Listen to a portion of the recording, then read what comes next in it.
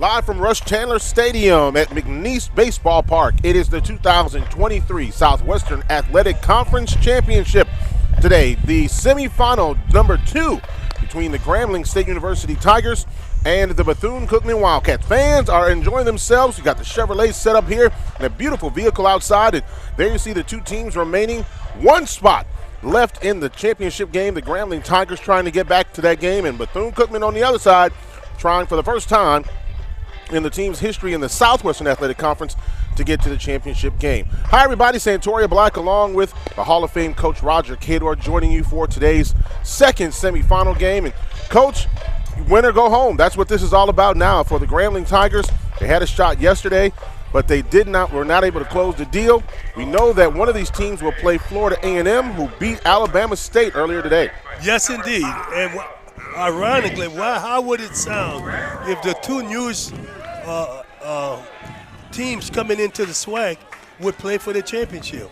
I'll tell you what, both teams have played well, and they have fought their way back. Florida A&M, of course, losing both series during the year, but 3 games they played here, they've won 2. And the first pitch for the Grambling State University Tigers. The biggest concern for Grambling should be arms. And I'm not talking about people that say they're pitchers. We're talking about people that the coach feels comfortable putting in the game. You got me? In championship play. So we have to see how it works out here. Lorenzo Patterson, the senior. And here is a shot, and it goes out to left field Tiger Borum with the catch, and there's one out. Yesterday I used the phrase for Bethune-Cookman.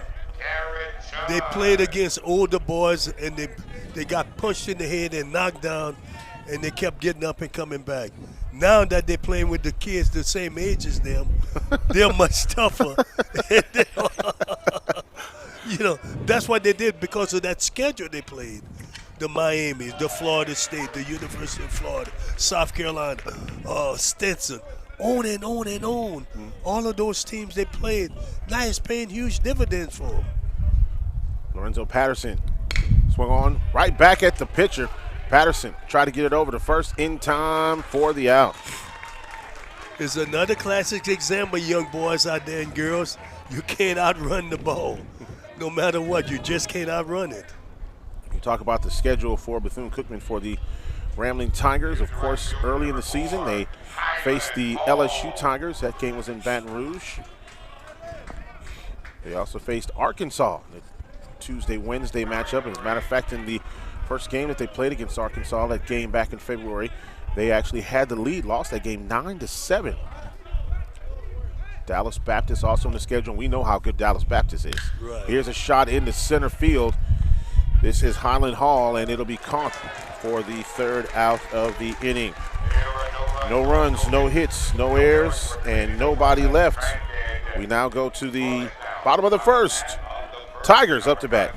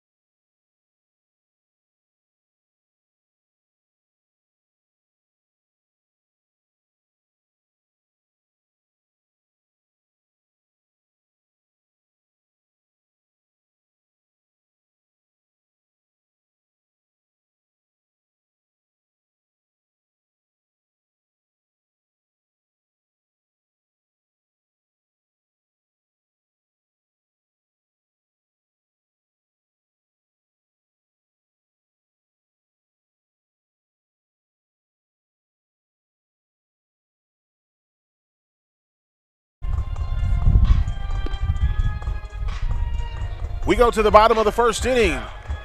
The Bethune-Cookman Wildcats and the Grambling State University Tigers. No score here, and of course the Grambling Tigers coming up to bat. Tiger Borum will be the first batter for the Grambling State University Tigers. The game yesterday, Tiger Borum did have a single in the game. Otherwise, he was 1 for 4. Struggled at the plate a little bit, but I'll tell you what, Bethune-Cookman's pitching was really good yesterday. They only used 2 pitchers in the contest. A little different strategy here today. That pitch in there for a strike. According to Coach Hernandez, one of the strategies here today, you look at Santiago Gomez, 8.66 ERA, 1-3 on the season. If they can get 3 innings out of him, I think that's a win because they're probably going to go to the bullpen after that. Well, that's why most of the coaches Florida A&M really got lucky the last 2 pitches they started. They got a lot more than they thought they would, you know? Mm-hmm.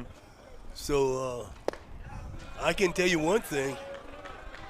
Whoever they play going to see Vet tomorrow. Oh, yeah. Yeah.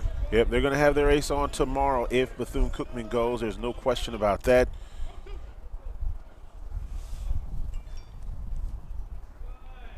Here's a shot straight up in the air. This one going into center field. Garrett Chun getting under it. Nope, it's going to be the shortstop that will get under it. And that's going to be Jeremy Garcia, and he has the first out of the inning. The wind is really playing. This is a day they have to constantly check the wind. Yeah. Because it's squirreling and doing everything. Yeah, down here at field level, it is really swirling down here. Yeah.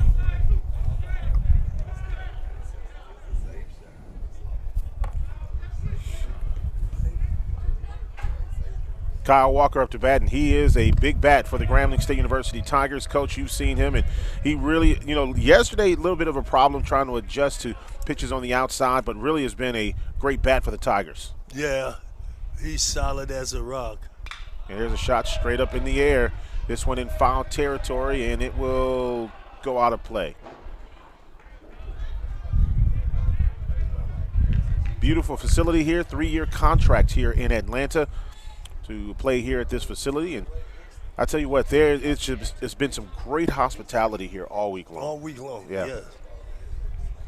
And the weather has been great. Oh. Now, we should never expect this to be the same every year. The weather has been absolutely incredible. Just great weather all week long. Here's a pitch, a little bit high for a ball. Yeah, so as the guy said in Missouri, just wait until tomorrow. Yeah, just wait until tomorrow. That's a bit high. But Coach Hernandez and Coach Pierre have history together. When Coach Hernandez was a coach at a junior college, Coach Pierre was the first Division I coach to recruit one of his players. So he has a good history. Here's a shot by Kyle Walker. Going back. It is going off the wall. Stays in the park. Kyle Walker will go in for a stand-up double.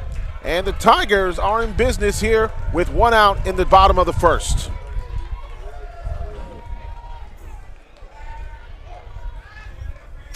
Santori, we've talked all week about right center being the urban jet stream. Yeah. The ball has been flying to left field today. Well, the wind did change. Everything changed. And really, the way the flag is blowing, it's blowing in. So I think that's what kept that ball in.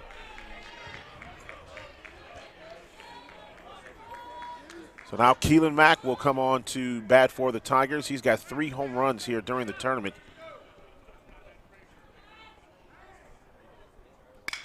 Mack with a shot going into left field foul. I tell you what, he would get a vote from me for all-conference team the way he's played this week. Yeah, he would from me also. They're probably going to pick 2 first basemen to go to the All-Star game in July. Mm-hmm. Mack and Oliva from Texas Southern has to be the 2 leading candidates. Here's Mack. He gets this shot up in the air, gets under it. It'll be in foul territory. Getting under the ball is Jose Vargas, and that's the 2nd out of the inning.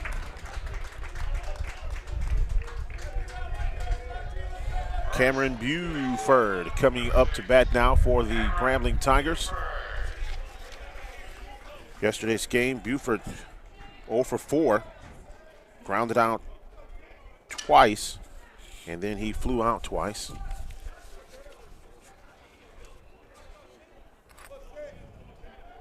Buford hitting .320 on the season. He's played in 51 games, started in 50. First pitch is a ball. Timeout called. Championship game tomorrow, 1 p.m. here at Russ Chandler Stadium at McNeese Baseball Park. The winner of this game will play against Florida A&M, who has played very well in the last 2 games, Coach, in that elimination game yesterday and then today. Yeah, I would say everything has worked well, you know.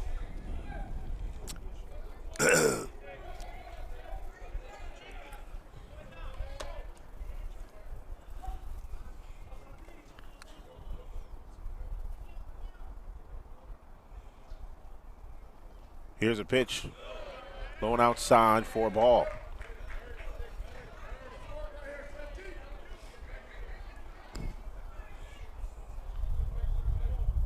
Hitting is important. We've seen that this week, but pitching and defense, that's go hands in hand. I'll tell you what. Hand in hand. That pitch in there for a strike. And talking to a couple of the coaches yesterday, they said the winner of the tournament is going to commit the fewest mistakes, not just on the scoreboard, but fundamentally. Really? Yeah. They said if the team that doesn't commit a lot of mistakes is going to win. That's true. Oh yeah, you limit your opponent opportunity. That pitch in there for a strike. The little things have counted here in this tournament. We saw that with the Florida A&M and Alabama State game, and Florida A&M and Alabama State game. Fly ball in the right field. Runner didn't advance to second. Ended up costing them a double play the very next batter. Right, exactly. You know, and that ain't going to show up in the box scores.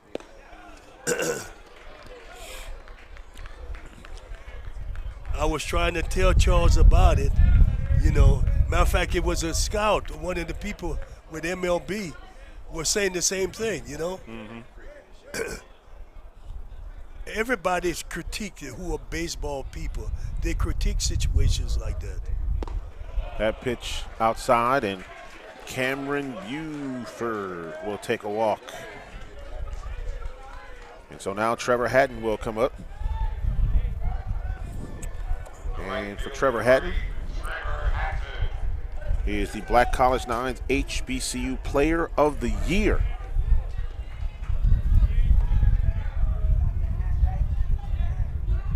Talk to him, he says, I just want to get better at the plate in this game. Pitch outside for a ball.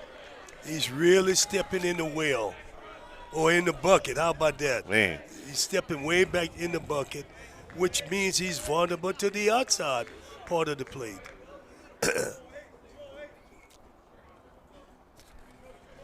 Here's Gomez. And that's where they're trying to pitch it. 0-2, or 2-0 rather. I think the biggest thing here for Trevor Hatton, he had 3 strikeouts yesterday, and he just said he just could not find his rhythm. And today he wants to make sure that he really defends the plate better, especially to the outside. Yeah, well, he better, because that's why they're throwing him. Look, see, he's pulling off. His head is flying. And I've been there, so I know what he's doing. Having played baseball, we all go through rhythm problems. You know what I'm saying? Mm-hmm. And he's just got to try and find his rhythm because his team needs him. Yeah, one of the coaches from Grambling said the most important thing for him to do is just keep his head on straight. That pitch to the outside. Yeah. Coach, yeah. What broke you out of the funk? Constant adjustment and working. I mean, you got to keep working, doing it. Extra work, extra swings, extra batting practice was the thing that helped me. Here's a pitch. Swung on and hit. This one in the center field.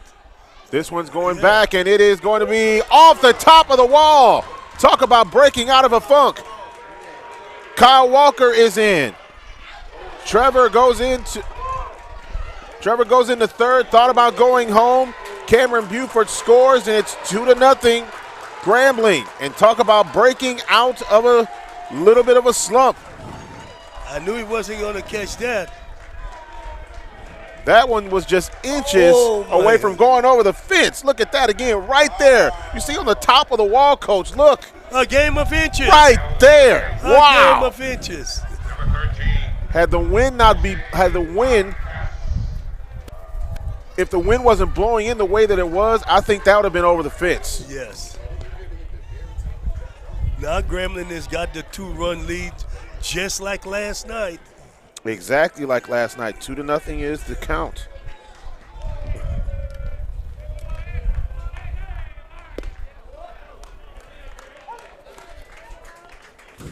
Well, this was the whole idea, was to get a lead on Bethune-Cookman and get on top of their pitching early. Mirror image, and here's a shot into left center field. Going back on the ball for Bethune-Cookman is Chun, and that retires Grambling, but not before a couple of runs here for the Grambling Tigers. 2 runs, 2 hits. And you see that one going right there on top of the fence. 2 runs, 2 hits, no errors, and 1 man left. We'll take it to the top of the second. Grambling on top 2-0.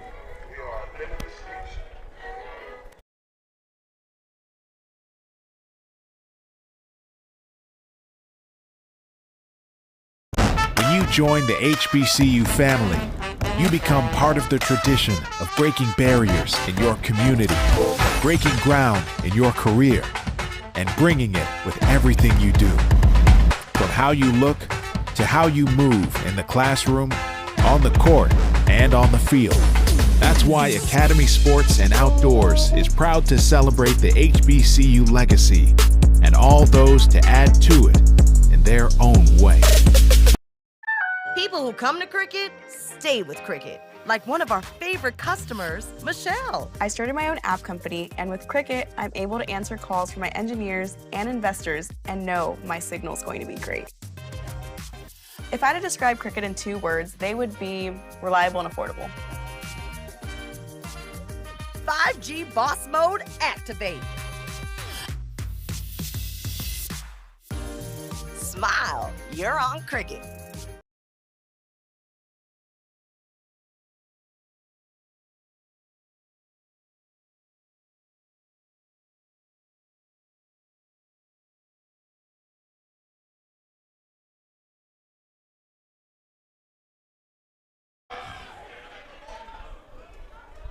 Welcome back to the 2023 SWAC Baseball Tournament. Back right at the pitcher as Peterson. He's going to have to throw it, and he's safe. Boy, that was a hot shot back at Lorenzo Peterson. Yeah. Boris Pena will get on with a base hit. First base hit of the ball game for Bethune-Cookman.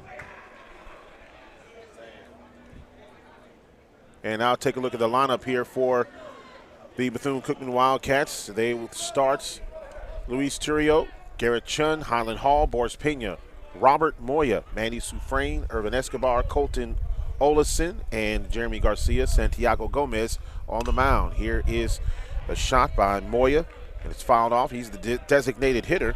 And for Moya, he is hitting .319 coming into this game. He's played and started in 56 games for the Wildcats. Boy, they've got an interesting story going back to COVID.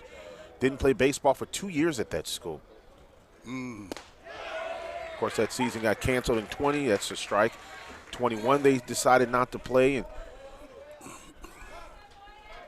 coaches had to get furloughed and get other jobs while the seasons were not going on. And being a small private school. It's a base hit.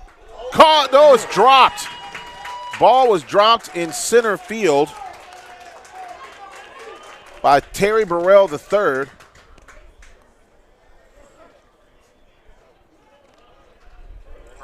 That ball was hit pretty good. Yep.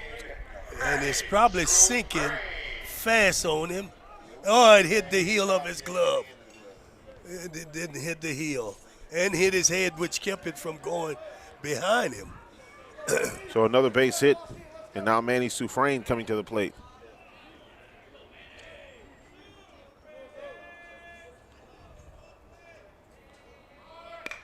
Nice bunt, foul. That's the way you want to bunt it. All you young boys out there and girls, if you want to sacrifice, this is the way to do it. You want the third baseman to come in and field it. You want to keep it as close to the line, but, just close to the line. That way you can get your runner to second and third base.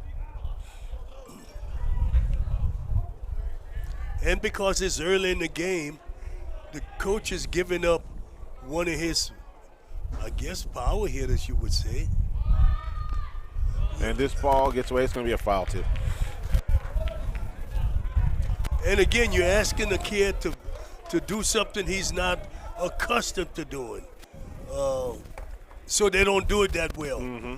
And we're going a little farther back. If they play a lot of travel ball, they never bunt in travel ball because the coach just want the money, let him do what he wants. I'm being honest. Yeah. Little Johnny, you want to hit? Swing for the fence. Here's a pitch by Peterson. Bunt, foul. Coach, how do you feel about travel balls? And that's an out. I love it for what it's worth. The travel ball has its place because there are some good travel ball teams out there where they're being coached correctly and not overcharged. You got everybody who said they played college or pro ball, and they teach it. They're running it and making all kind of money on vulnerable parents.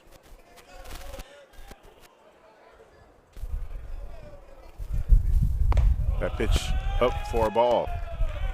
Of course, Monday will be the announcement of who will be in the NC2A tournament. One of these two teams will play tomorrow against Florida A&M, and the winner of the championship will see their name going to a regional on Monday. You see, all the publication I read had Alabama. They picked Alabama State, yep.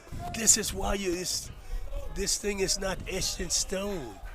Well, and the other thing too is that the prognosticators, when they look at things, they also sometimes they don't see the same things we do during the course of the year. So it's just the best guess based on what they see in the stats, maybe not right there on the field and what they've done during the course of the season.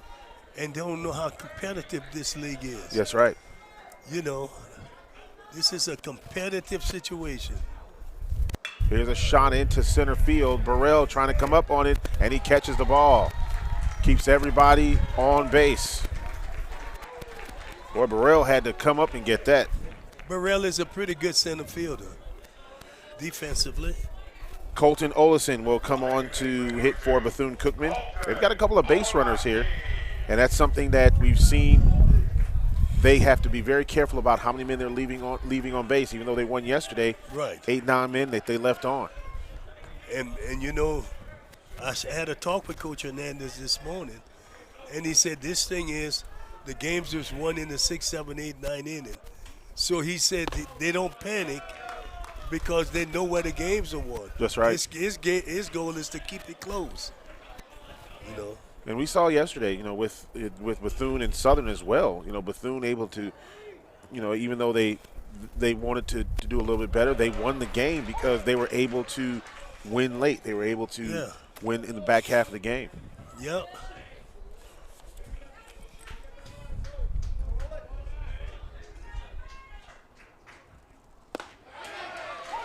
That pitch in there for a strike.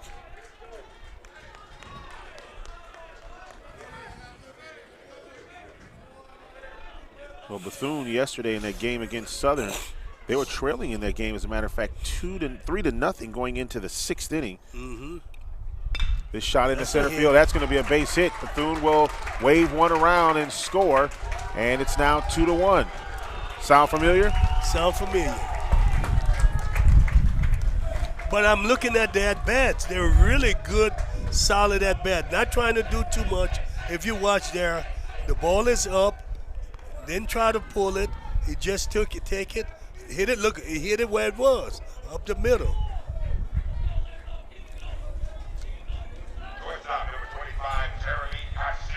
Coach Hernandez said when I spoke with him yesterday, he said, I just want the guys to hit it where it's open. Yeah. Or we Willie Keeler hit it where they ain't. Yeah, we're hitting where they're not. Yeah.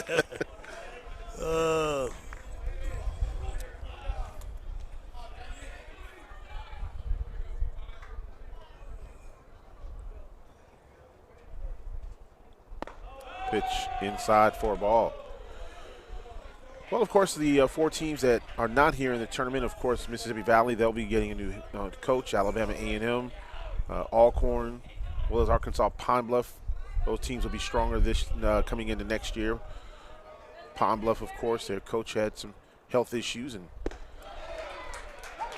A&M looks to be stronger next year. So looks like you got some good young coaches going in the right direction. Yep. It's just going to take some finance to help them. They're going to need some assistance. I mean, they can't do it without good assistance. And you have to have people you can pay that would come. You know what I'm saying? Jeremy Garcia at the plate. And how about Lorenzo Peterson giving Bethune-Cookman a taste of their own medicine going to the outside. And here's a chopper. Oh, it's a fielding error. And that is going to be on Kyle Walker, who's normally sure-handed at short or at second. What a good play by the first runner. The runner did it great. Let's see it.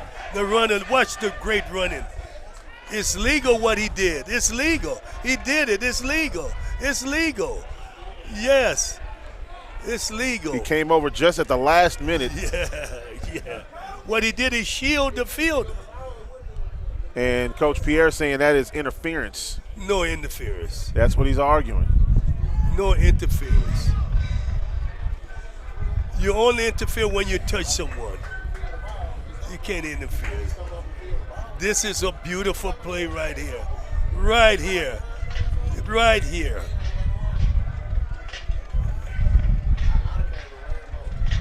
If that were interference, the fielder would have been pointing. Coach Pierre is not happy. Well, this one, Coach Pierre, you can't, we teach, when I was coaching, we taught that. Try to delay, get in front of the fielder. That's part of the game. That's part you could use. Right there. Wow. Yeah. And if there had been any interference, the ball would have taken a different path, and the fielder would have been pointed.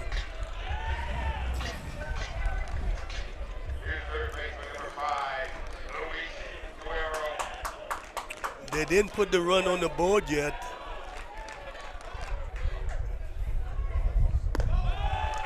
Now they got it on the board.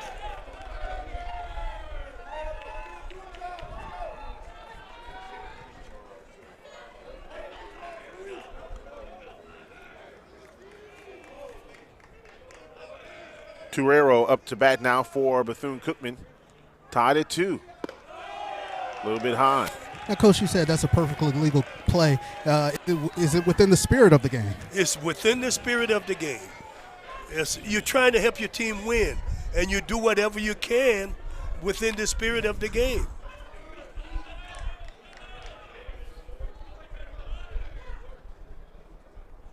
Now he could not take the second baseman and body flipped him. That's illegal, and certainly not within the spirit of the game. Anytime you don't touch a ball or touch a player, you're in good shape. So what you're saying is that's just smart base running. Smart base running. Yeah. Very smart. I saw him when he was stopping. I like what he was doing because it was a difficult play anyway. And a walk.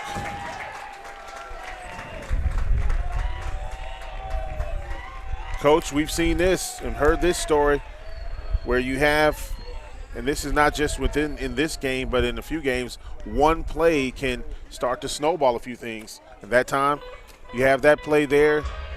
You got to forget about that, though, and you have to keep going. Now you got to walk. Bases loaded. You have to have short memory. You don't want the memory of an elephant when it comes to overcoming negative stuff. That's right.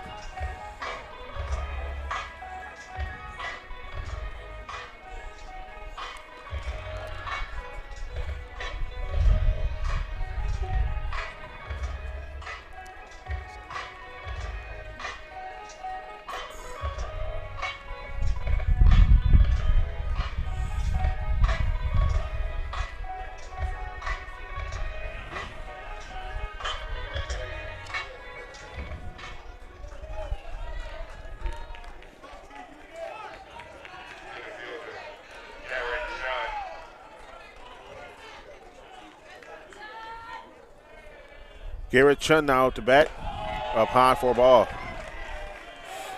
You know, coaches have to be like psychiatrists. Mm-hmm. You have to literally take a couch out to the mound and put him on there and then work on his mind while you're there to try and get him back to where he needs to be.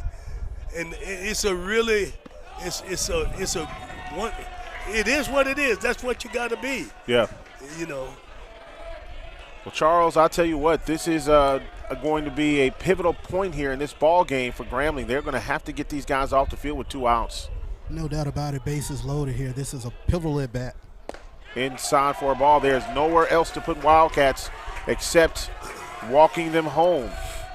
Hit up, you're taking 2 strikes. And now you got 3-0 the count here for Lorenzo Peterson. They did what they needed to do offensively in the first inning. They jumped out 2-0, and that one's high for a ball, and a runner comes in for Bethune-Cookman. Everybody moves over.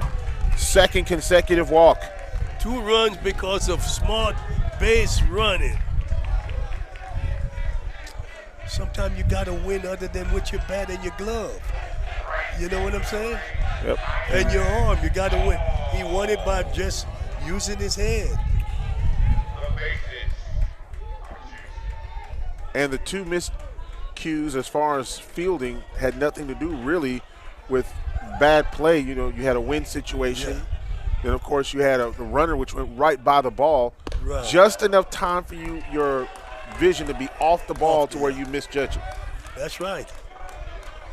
That's right. That's why those 2 things aren't errors. Yeah.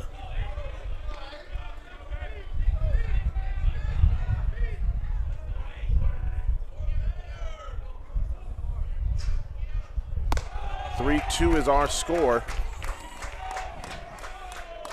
We are live in Atlanta, Georgia, on the campus of Georgia Tech University, out of the ACC.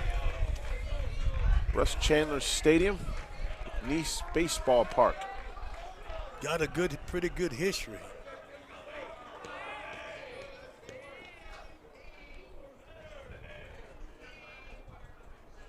That pitch in there for a strike. We were talking about just how the hospitality has been here at the stadium, and good food, and really good food. I think I've gained about 15 pounds, I'm telling you. Dr. Charles McClellan have really laid it out for the guests. Absolutely. He knows how to do it. First class all the way. And I think I think you used the magic word. They're not just fans, they're guests. Yes. And I think you have to treat that like that. Well, there are certain, he has some special guests here, and he wants them to be able to have a place to come and eat, and you know, you want people talking positive about what we're doing. Absolutely. Here's a shot into center field, and That this one one is is going to go over the head of the center fielder, Terry Burrell. 1 run is in, 2 runs come in, 5-2 Bethune-Cookman. A stand-up double for Highland Hall. 3 runs in. Bases were loaded. Look at that shot by Hall. That one got into the urban wind The urban jet stream. jet stream. That one was definitely in the urban jet stream. Yes, it was. Base clearing double for Bethune-Cookman. This was probably Pierre have to go get him. Look what happened when basically a simple play that wasn't executed. Look at this again. It was a deep shot over the head of the center fielder, Terry Burrell. Well, that one he didn't do. Had he gone straight back. Notice he went side rather than going back. If we can get just a couple of steps. Peterson gets a round of applause, and he has to. He comes out of the ball game. Only an inning and 2/3. 6 runs in this inning, and you know when you're playing to get into the championship game, you got to make sure that you do all you can to get the victory. Historically, and I'm gonna use the word historically from what I remember during my coaching career going forward, Grambling doesn't deal with adversity. Hadn't had where they had to come back from adversity. They lost. They were in the driver's seat, and then they got knocked out of the driver's seat. Now they have to find a way to get back on the road, and sometimes it's been difficult for them. Well, I think like the biggest thing with Grambling this year, you know, you look at what they've been able to do is that they're able to depend on their hitting a lot. And they've really, you know, they played well. They've also played well, you know, the pitching, they haven't had the level of arms that Coach Pierre wanted to, and he expressed that. But they have been able to get on top of teams early and then able to keep going. Even when even when they've been able to fall behind, they've been able to come back because of their bats. When you get into the tournament, it's a little different because now you're playing several days over just a 5-day period, and so your arms aren't as rested as if you were for a few days after a series or whatever the case is. Right. And the one when he made the call to me when he got the job, I told him, go get arms. Because if you're going to win, you got to win the arms war. Yeah. The arms race. Race, not war. The arms race, yeah. But Coach Hernandez this morning, he and I talked, and he said, Charles? Okay. He said when he only had 6 scholarships, and he used that money to go sign pitchers. Yeah. Now he said later he'll go get bats. Now they got 9. Well, Charles, I tell you what, this has been a great inning for Bethune-Cookman. They batted around as we get ready for the and this is with 2 outs. I mean, one of the things I've been impressed with Bethune-Cookman throughout this tournament, they just respond to adversity, and they take on the personality of their coach. They never get too up, never too down, and they just come back. I mean, it is very impressive. Well, Coach, I tell you what, for the Grambling Tigers, they got to have a short memory. This game is far from over. Oh, yeah. This is just the second inning.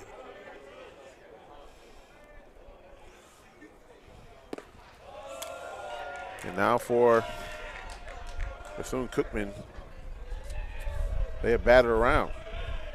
They certainly have. Boris Pena coming up for the second time. He's got a single and scored a run.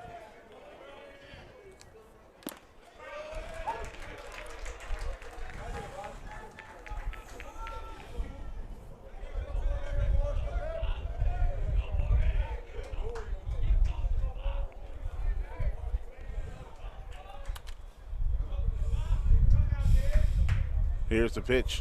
Swung on and missed. New pitcher in the ballgame for the Grambling Tigers is Gerald Bess.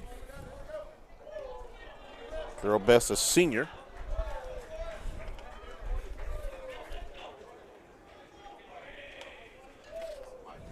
Check that, that's going to be Kendrick Burchell. Kendrick Burchell is a junior from Vicksburg.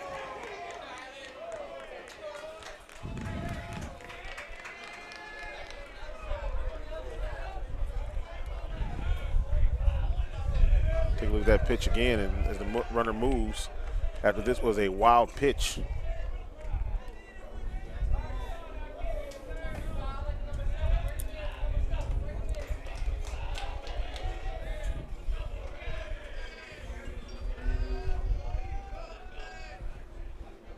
Swung on and missed.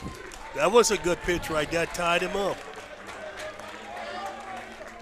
Well, a lot of damage was done in that inning. 6 runs for Bethune-Cookman. 5 hits. 1 air and 1 left. We'll now go to the bottom of the second. 6-2. Wildcats on top.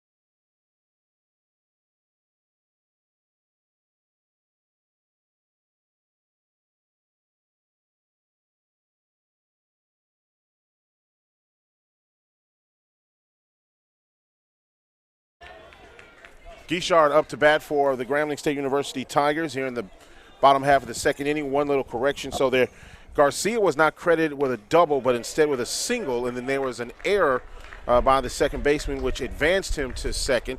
So it's going to be a single and then an E4.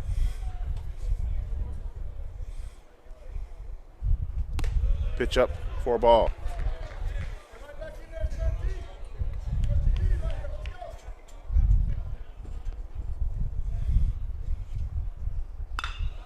Down the third baseline, foul.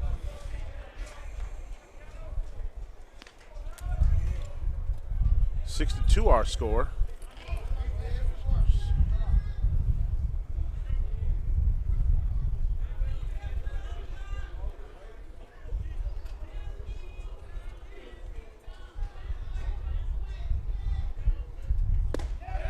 That one just missing for a ball. Ooh.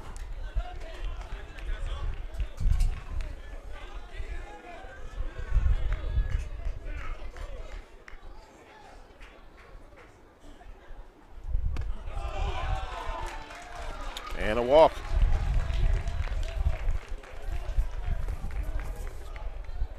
Well, Tigers got to get it started somehow here, and that's not good.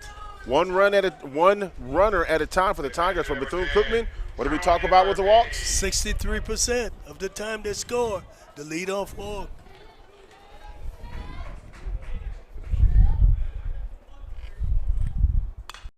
There's a foul.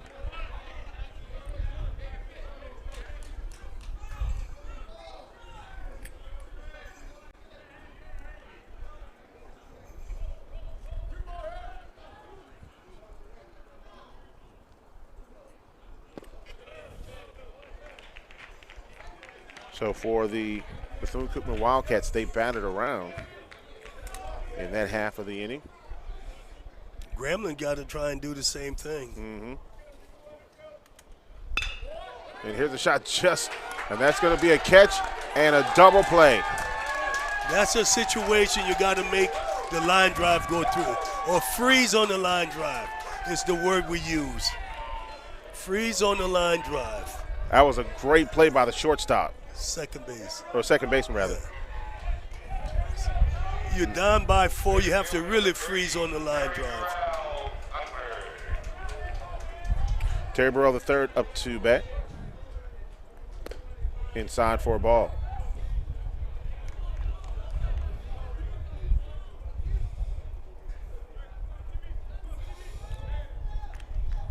What a beautiful skyline, huh? Absolutely.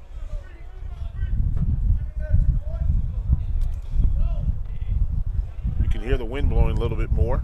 Yeah. That one's going to be a strike. So a double play, and now Burrell coming up to the plate. We've got one of the best home plate umpires in this game.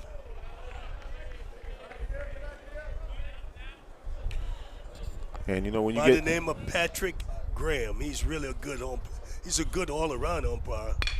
Here's a shot to the shortstop. Long throw over, and he gets the out to retire the Grambling Tigers. So no runs, no hits, no errors, nobody left on base. We now go to the top of the third with the score: Bethune-Cookman 6, Grambling 2. Back after this.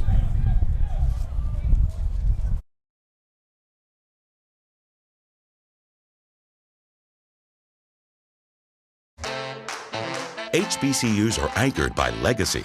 They nurture the talent and determination of their students and prepare them for a bright future. The Home Depot's Retool Your School program has and still believes in the excellence of HBCUs. Committed not just in speech, but through the revitalization and upgrades of the campuses these students call home. Building, planting, tilling the dream, all hearts and countless volunteers on the ground. Retool Your School. We're powered by purpose.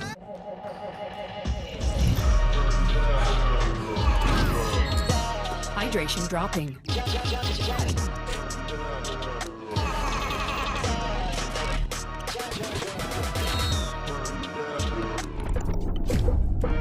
Rapid rehydration initiated. Unlock specialized blend of 5 electrolytes. Rapid rehydration to get you back on your game. Gatorlyte, now available in powder and Gatorlyte Zero Sugar.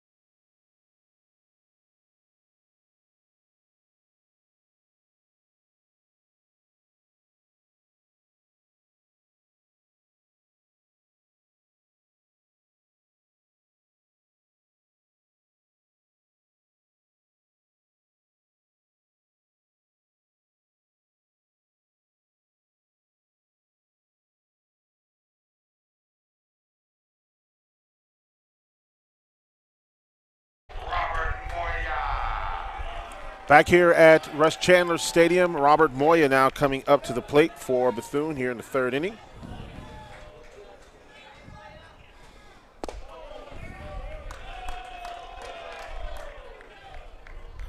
Last year, these two teams squared off twice in the tournament. Grambling was a 2 seed in the West. Here is a ground ball, and the runner will reach.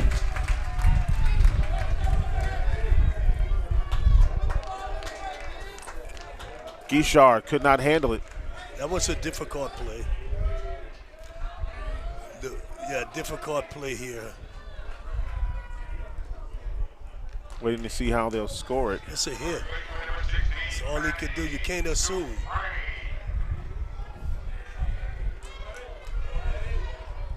Soufrain now coming to the plate.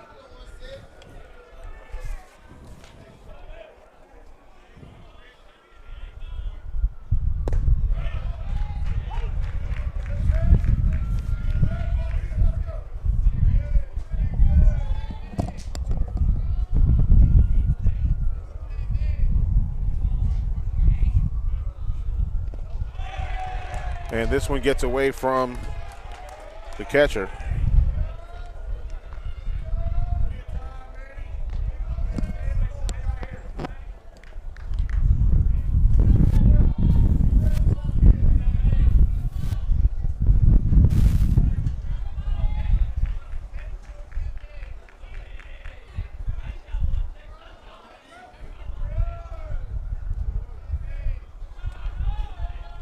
Wind really blowing. You can tell looking at the flag now. Yeah. That pitch to the outside. Kendrick Burchell Jr. from Vicksburg on to pitch. probably just need to try and hit this location, not try to overthrow. And one's fouled off. And I think he can be affected if he does that.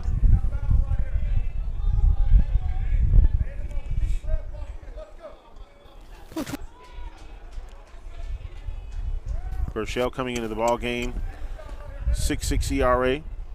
Actually a 6.66 ERA, 3-2 on the season, 18 appearances, 24 innings pitched. 6.66, huh? Yeah, that's what it says on his ERA. Right there. Yeah, you're looking at it. There was something about 6.66 somewhere that came up. It's the reason I mentioned it. Well, they consider that the mark of the beast. They had a cold medicine called 6.66. Yeah, I think that's what it was. This one going out of play into the bullpen for Grambling.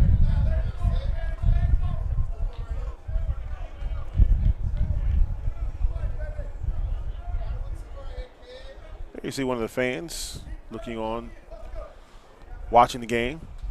Only thing is, when you go there, there's plenty of signs out there that say "Watch for foul balls." Yeah. Well, they have to for safety. Such a priority. Here's a pitch, missing for a ball. Coach, I've been to a lot of ballparks. Been to Arkansas, which just looks like some AAA stadiums. It's right. really nice. Got a lot of amenities. LSU's been there. Ole Miss. Here with this one, it's really kind of quaint. It's intimate, I guess It's you could intimate. say that. Yeah. Yes. It's got what the other ones you mentioned don't have. That one goes into center field. The throw from Burchell. I would like to say something about that. You look at your run on third base. What do you see? If you look at his legs, you will see a kid that can't run, right? Mm-hmm. You think that kid is trying to steal? Probably not. Okay, but that's the point I'm trying to make. Why would you be playing around with it when you need to go get? The kid ain't trying to steal. And This you one end up in the air. And let's see if this is going to fall. It falls. And now the runner comes home. And now Bethune up 7-2. This is what happens.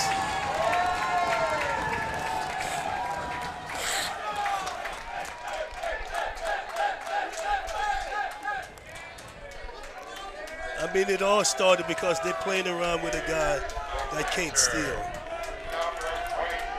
So there was a wild pitch and then an error on the first baseman, then score on the hit. And, of course, the ball is caught in the wind. If it gets up in the air, it's going to be caught up there. Right.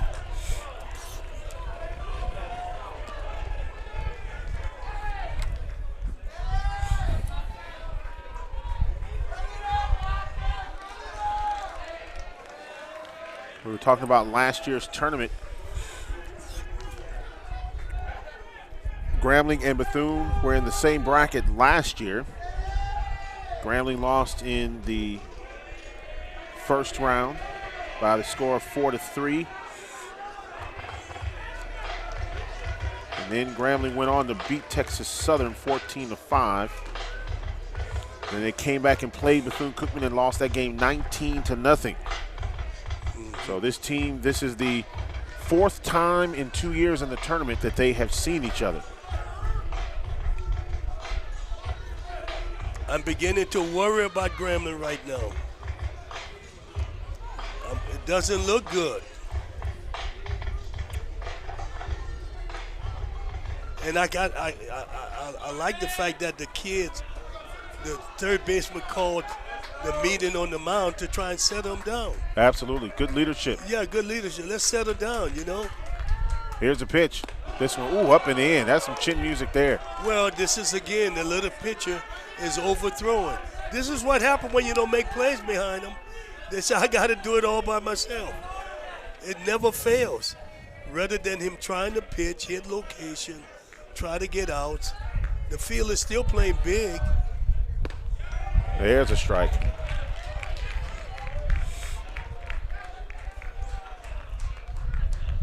And I think Coach Hernandez said it best. The game is won in the 6th, 7th, 8th, and 9th innings. Right. Yeah. But you don't want to fall behind too far in the 1st, 2nd, 3rd, and 4th, and 5th innings. That pitch to the outside for a ball.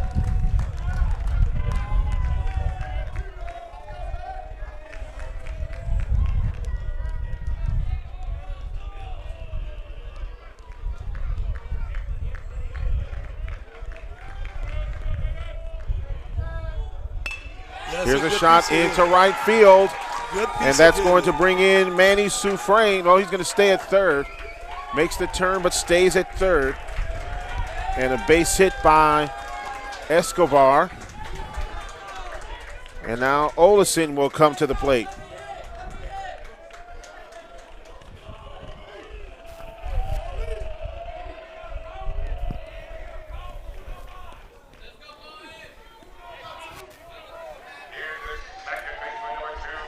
He's got a mic problem.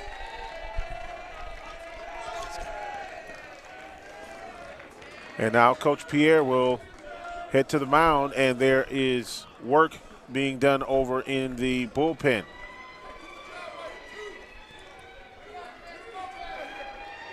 And they're going to bring out Burchell. Third pitcher in 3 innings for the Grambling Tigers.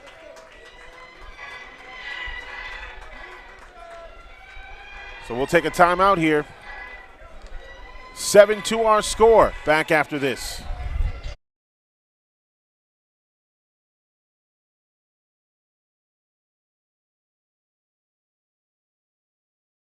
When you join the HBCU family, you become part of the tradition of breaking barriers in your community, breaking ground in your career, and bringing it with everything you do.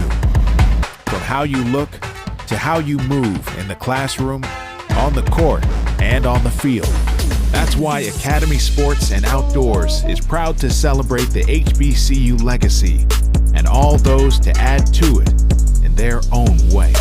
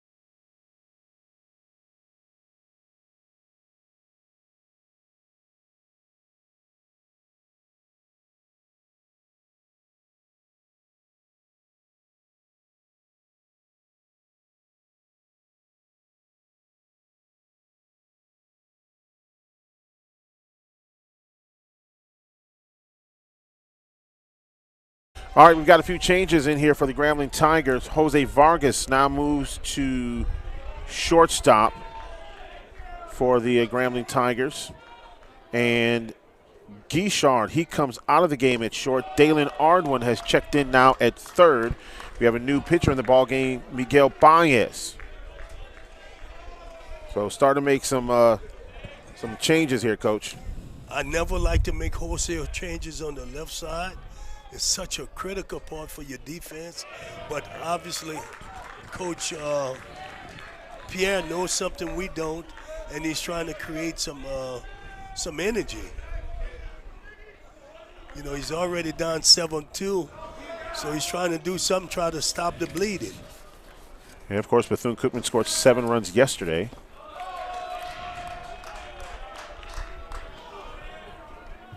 Coach, what do you tell your team right now? I mean, they've had a couple of fielding errors, and it seems like the defensive players kind of let them down a couple of times. Yeah, you tell them, guys, pride. You got to have some pride. You played for the down the third base line, and that is a fair ball. 1 run is in.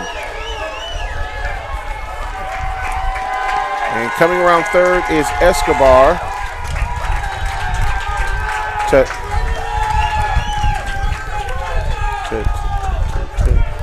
Shortstop, number 25, Jeremy Garcia. And Jeremy Garcia now coming up to the plate.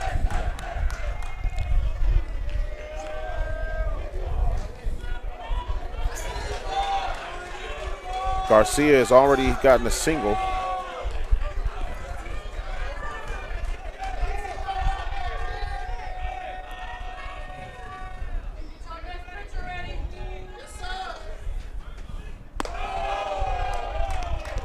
So runners at second and third. Olison at second. Escobar at third. Soufrain is in. 2 runs in this inning.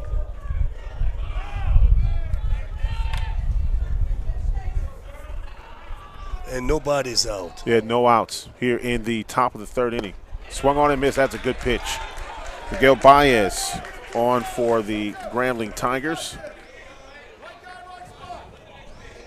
Kendrick Burrell lasted about an inning, and then now Miguel Baez up.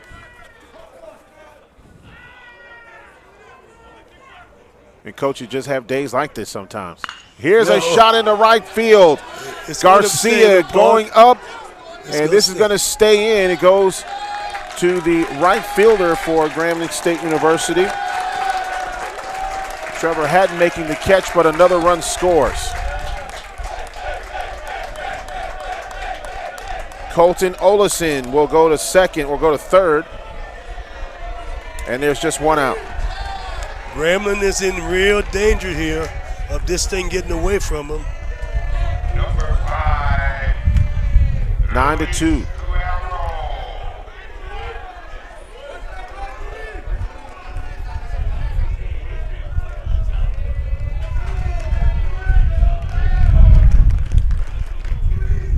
Here's a shot, foul. Ooh. Gotta be careful. Foul balls will start going a lot of places. That's right. I'm thinking this net better protect us. I don't know if Charles was up here, could protect him. He might be a little tall. He's a little taller. He's got bigger hands. I don't know if he's athletic enough to catch that ball, but swung on and missed for a strike.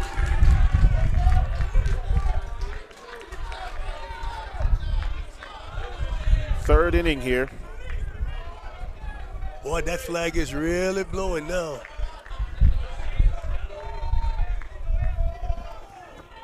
I always tell kids, check your wind. Throw the grass up.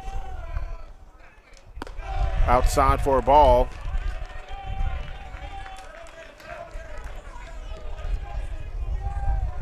And the trees are doing something I never hadn't seen them do all week.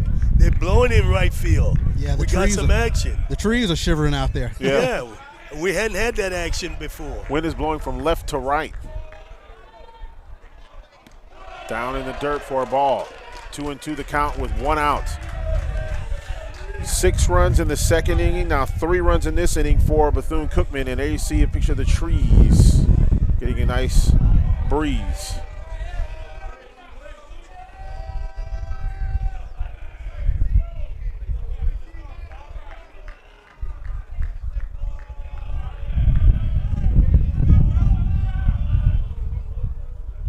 Here's a pitch, swung on, foul.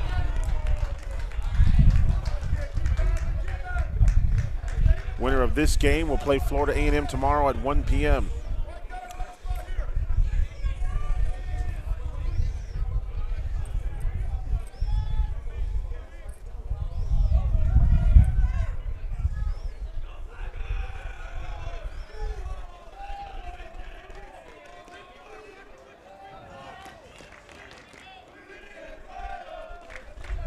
Here is the pitch by Baez.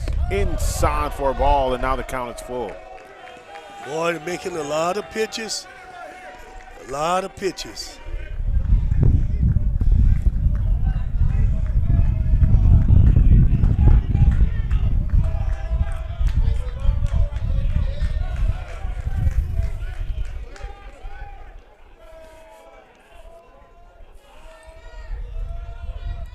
Here's a pitch, swung on and missed, strike 3, 2 outs.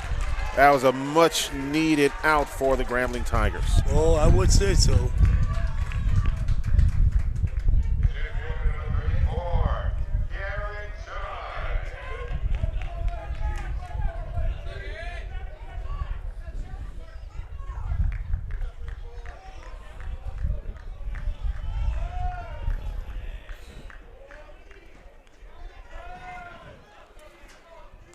So a fly out and a strikeout, 2 outs here in the inning.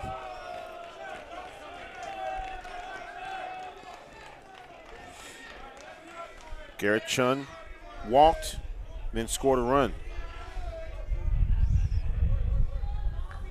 That 63% was right on during that last inning. Both guys walked, both guys scored.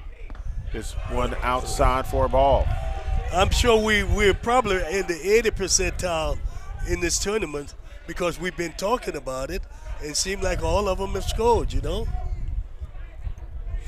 Garrett Chun at the plate.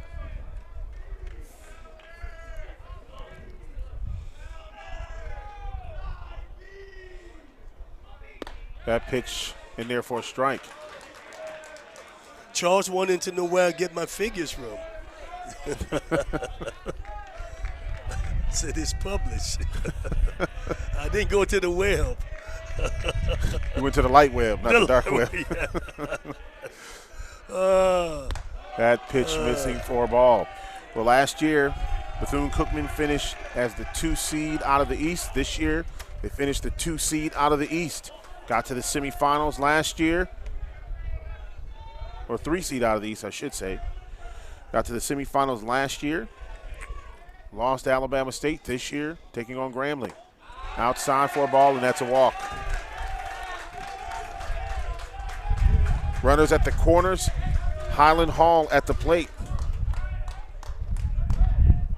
7 batters have come to the plate now for Bethune-Cookman for the second inning in a row, at least 7. Batted around in the second inning.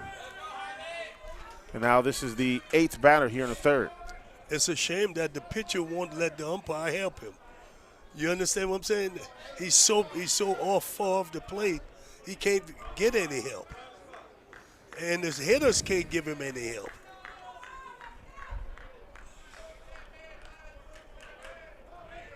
Been a magnificent game here for Bethune-Cookman. Here's a shot down the third baseline foul. Ooh, and that one goes into the Grambling dugout.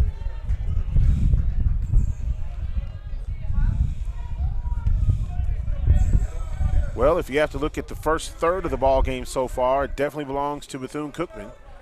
We still got 2/3 left. I'm telling you, they're taking the gusto, the fight out of Grambling, because Grambling gonna figure, how do we stop him? Where do we go to stop him? And that's the biggest question lingering over there.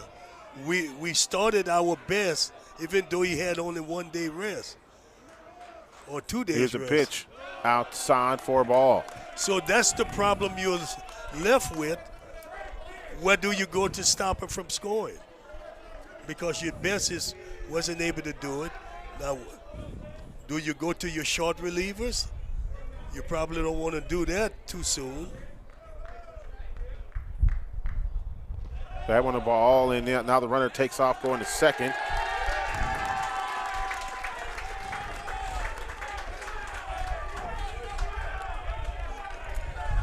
Two and 1 to count. Got to give a lot of credit here to Bethune-Cookman for the way that they have really started in this ballgame. Not known really as the hitting team like that, really known for their pitching, but they have really come up big here today. Yes, they have. Here's a shot down the third baseline foul, and it goes to 2-2. And this hitter wanted to let the pitcher strike him out. He's pulling off the ball. If he throws something close on the outside corner, he can get him. because he's stepping in the bucket. And somebody got to recognize the catcher or the pitcher. More sure the catcher and try to get him something on the outside corner. Okay, he's trying to go in. Why, I don't know. Highland Hall. Swung on, missed, foul. And he hangs in there. I think it hit the official in the left arm there. He'll be okay. Coach, explain what you mean stepping in the bucket. Oh, it's first foot. It's when the ball is coming, he's pulling off. In other words, if he ends up, watch here, you see, he's in there with his slide open with his left foot. So when the pitch is coming, watch, he's going to pull out some more. Well, he didn't do it that time. But stepping in the bucket means you open it up, you know. I don't know if there's another generic term or scientific term for it. In the old days, they would say you're stepping in the bucket. Here's a pitch. And that goes behind the batter, and now you got bases loaded. And you know how the old batting coaches used to fix that? They would put bats in front of you where you couldn't step unless you're going to step on them. So they fixed that. That was a great way of fixing it, huh? Yeah, because you step on the bat, it's going to hurt. There you go. There you go. Coach, every day I've learned some baseball from you. I've been around a little longer than my co-host here. Oh, yeah, He's much just 40 longer. years old. Well, closer to 50 now. Oh, okay. That's my wife tells me. You're closer to 50 than you are to 40, boy. Yeah, there you go. Here's a shot by Pena. This one is going to go up in the air, and it will go out of play.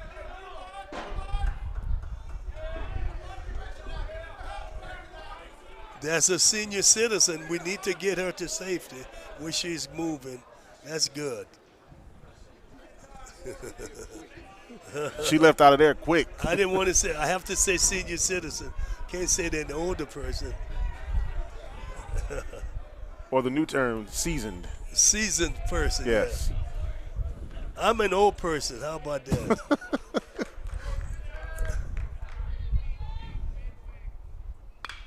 This one up in the air.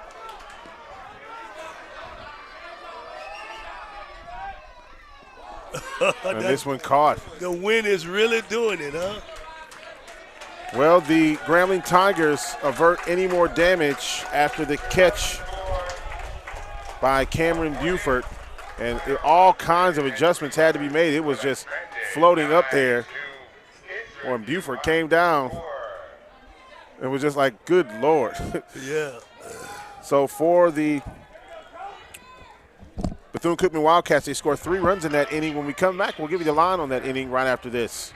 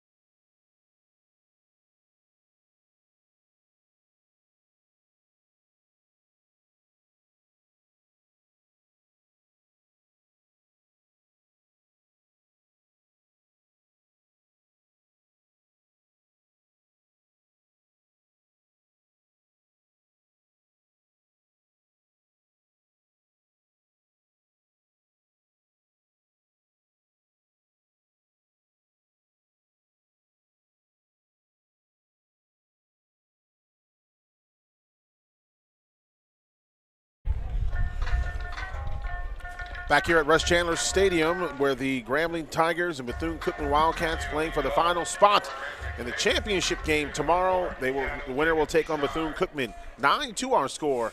Bethune-Cookman on top. That last half of the inning, we'll give you the line on that here in just a second.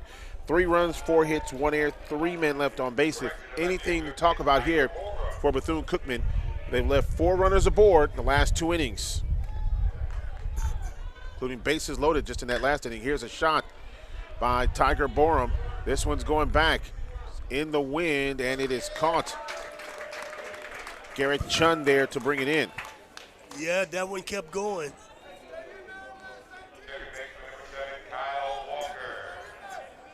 Well, Borum really had to look at it because, again, the wind is blowing, so you have to make constant adjustments. This was right in the middle of the warning track. But he did peep and see how far he could go back before. And that's what the advantage of a ball being hit that high. That pitch in there for a strike.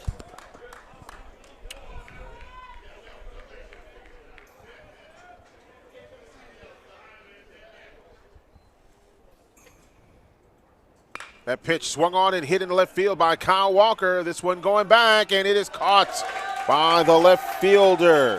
He made Boris it look Pena. easy. He made that look mighty easy. Kyle Walker gave that one a ride going into left field. And again, back to the warning track. So the ball is carrying. Now the wind has died down. You see the flag right now. There's no wind right now. That's crazy what has happened here. But you got to keep playing. Ernie Banks said, let's play 2. We've got to play 2. That pitch in there for a strike. Now the wind is blowing again. Yep. You figure it out. Well, in Louisiana, they said if you want the weather to change, just wait a few minutes. That's Missouri, too. Yeah.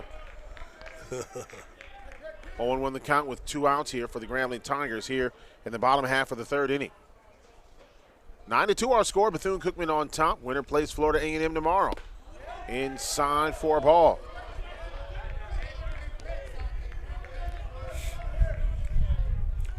Ooh, look at that, the big league shift, which doesn't exist anymore. This one down the first base line, foul. That was one of the best things Major League Baseball did, with eliminating the shift and added the time pitch clock. Last year, Florida A&M had to beat a team twice in order to get to the finals. They won the first one and lost the second one. They played Southern last year. Southern getting to the finals, and it was a marathon. Here's a shot popped up. And it looks like the second baseman will come down with it, and that will retire the Grambling Tigers in the 3rd. No runs, no hits, no errors, and nobody left on base. We now go to the 4th inning with the score. Grambling trailing 9-2. Back after this.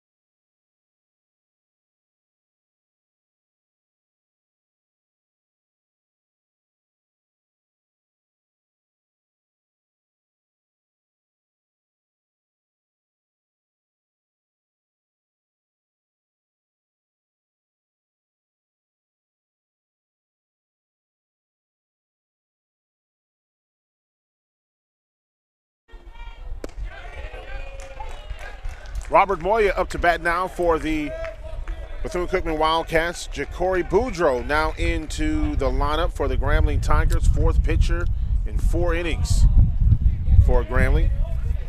What a good old Louisiana name, but happened to live in Houston, Texas. Yep, Boudreaux. Boudreaux is a famous name in Louisiana. They tell a lot of Boudreaux jokes.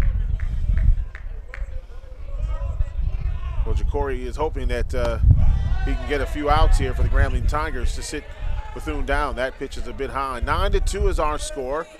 6 runs in the second, 3 runs in the third for Bethune. They did leave the bases loaded at the top of the 3rd inning. If the kids can only understand, that pitch don't have to missing. throw hard. If they could just use the batting practice approach. How many people get out in batting practice? This is a good situation to try it. Pitch swung on and missed. Yeah, you know, be surprised. He's not overthrowing. Of course, he's got his ball moving away from the right-hand hitters, which is always good.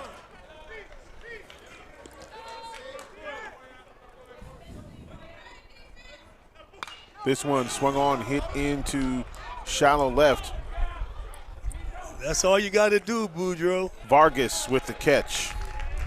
Throw strikes, big guy. You'll be surprised what happens.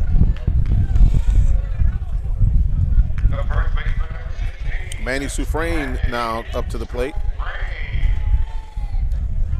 Now, I'm saying all of that, Centurion, like it's going to make a difference with young people. You know, they want to be macho, you know what I'm saying? Well, you know, and at times I think when you look at some young people too, is that they also want to win. So they understand. They understand what what is it going to take for them to win. Well, right now it takes strikes, which they have walked way too many people, and this kid, you know, is not trying to throw hard. See, if he could just keep the ball near the strike zone, I think he'll do quite well.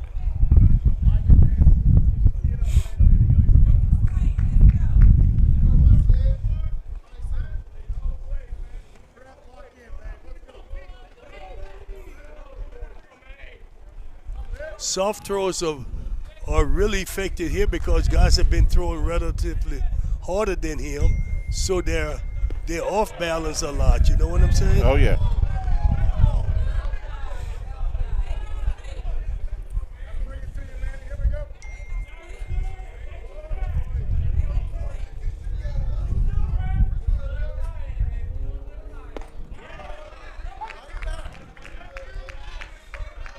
He may bring some calmness to the Grambling pitching staff. And that's what you need right now. Yeah. Now, Ja'Cory has closed out a couple of games this year for the Grambling Tigers. See that they're off balance. You know, he's not going to throw more than 75 miles per hour, so that's a really blessing.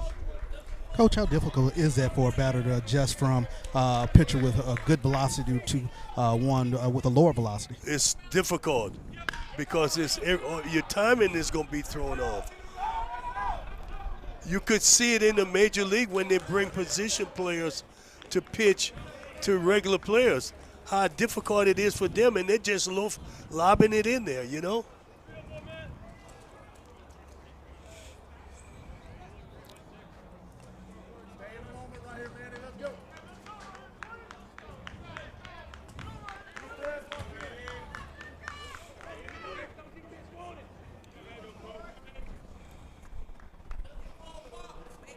And it's even harder for college players to make an adjustment because they don't want to wait back. And there's a walk.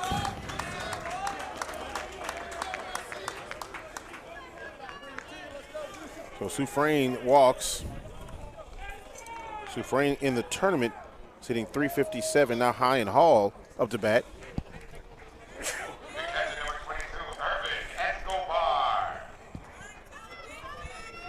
Urban Escobar up to bat now. One man on, one out here in the top of the 4th inning. 9-2 our score. Good pitch. when pitchers are having problem throwing strikes, it really puts a dagger in the speed of the game and the quality of it. That pitch to the inside for a ball. And it ain't nothing much people can do. Wait for him to throw strikes. Coach, how much has the pitch count, or I should say the pitch clock, how has it changed the game for you when you see it this year? Well, I've only seen it at the big league level. Here's a shot into center field. This one's going to fall. Yes, for a base hit. Extra bases. Sufrain coming around third. Escobar into second.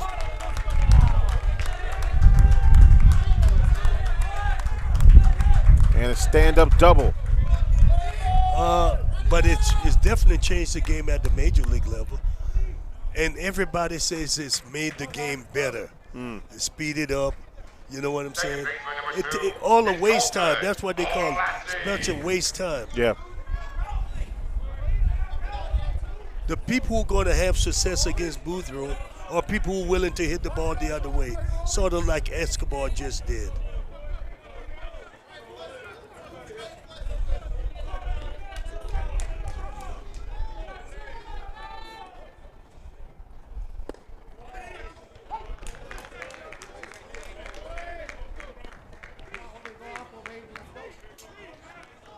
On one the count, one out. 2-minute board here for Bethune-Cookman.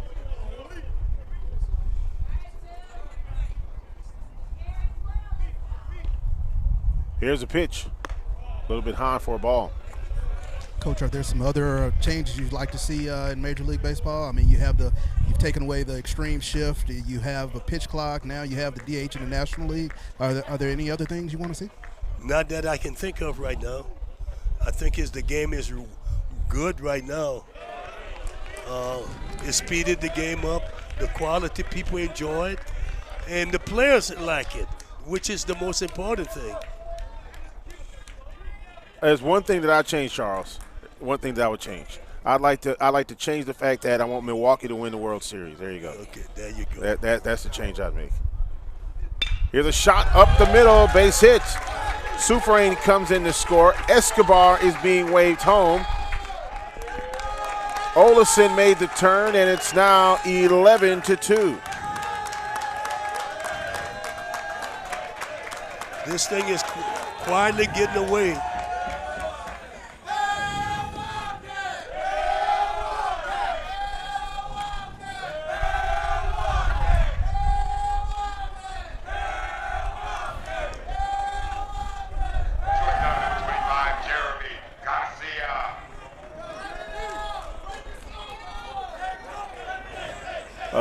To the score, 2 runs in this inning. And you've got Olesen at first, Garcia at the plate.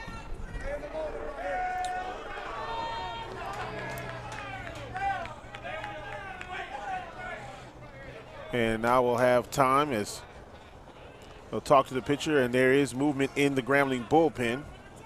It's even worse, you're walking slow to go. What can you say to Boudreaux?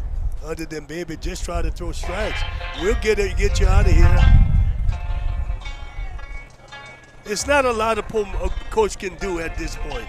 Yeah, the only thing you got to just hit your way out of this. Yeah. It's one pitch at a time. One pitch at a time. Yep. And hopefully it can make plays that they didn't make earlier. You know what I'm saying? If you're Bethune-Cookman, the biggest thing is you got to keep your foot on the gas, not become complacent. In the bullpen for the Grambling State University Tigers, warming up, that is Michael Edwards, the sophomore.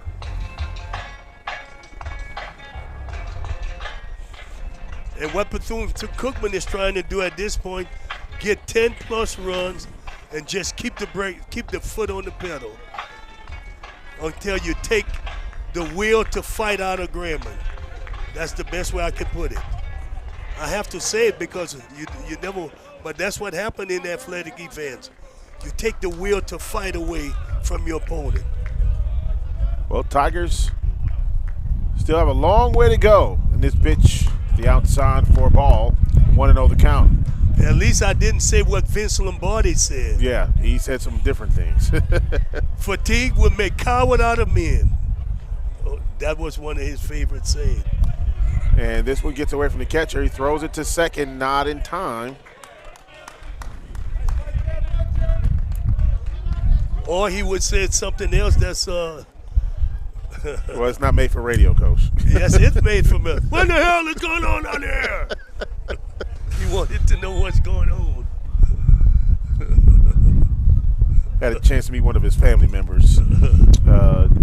Really good, really nice family. Here's a pitch.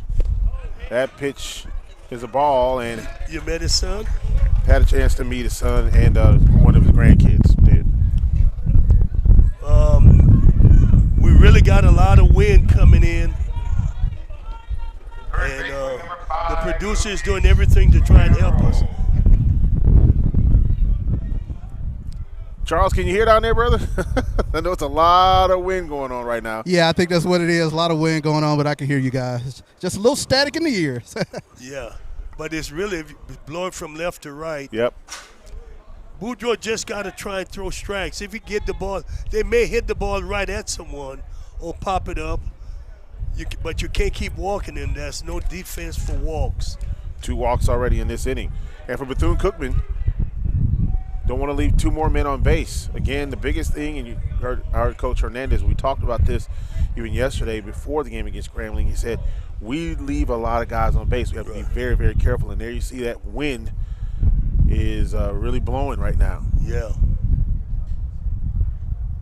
That pitch in there for a strike. Yeah, and I got to give Bethune-Cookman players credit. They're not over there swinging wildly, just doing all kind of undisciplined thing. They're staying within themselves. They still have the team concept fixed in their mind. That pitch hitting the outside part of the plate for a strike. Long as the team concept stays paramount in your mind, you got a chance. 1 ball, 2 strikes, 1 out here. Garcia at first, Olison at second. Now 2-2 the count.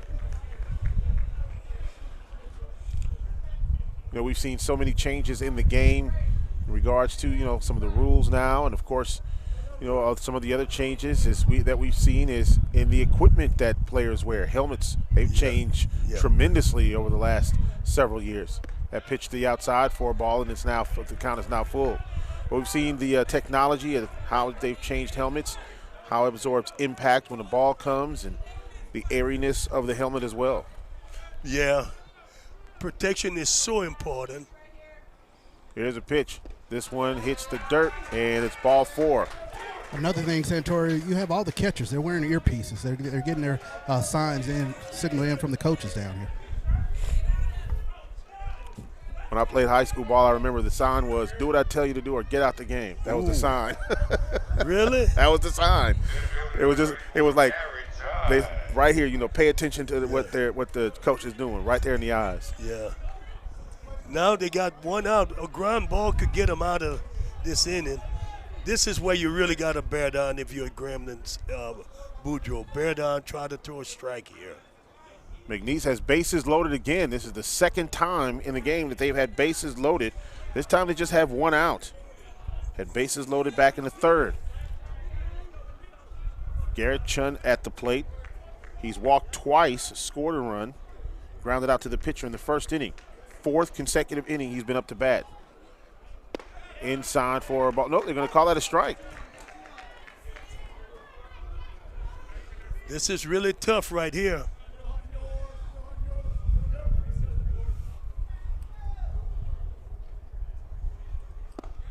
That pitch misses for a ball. I mean, I'm impressed with the discipline that Bethune-Cookman is showing. I mean, they're not trying to do something. Okay, we got a problem at third base. Maybe he's not feeling good. Hold up.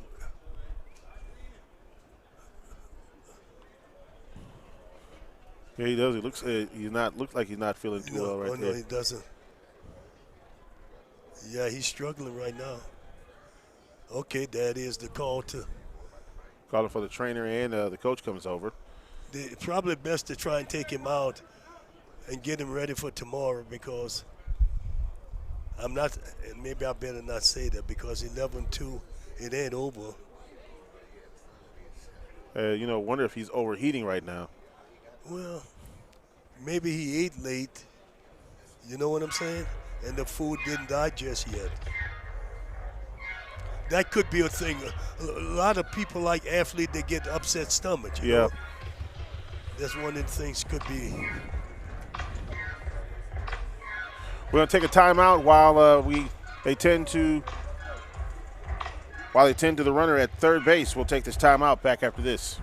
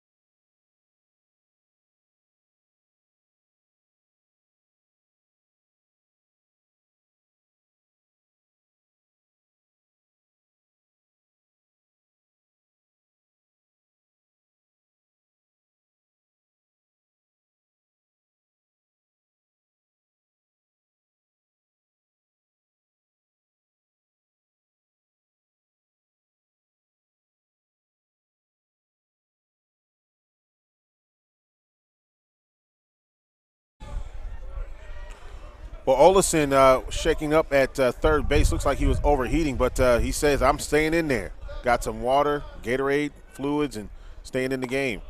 Pitched by Boudreaux up high. I know if his dad is watching, he's awful proud of his son.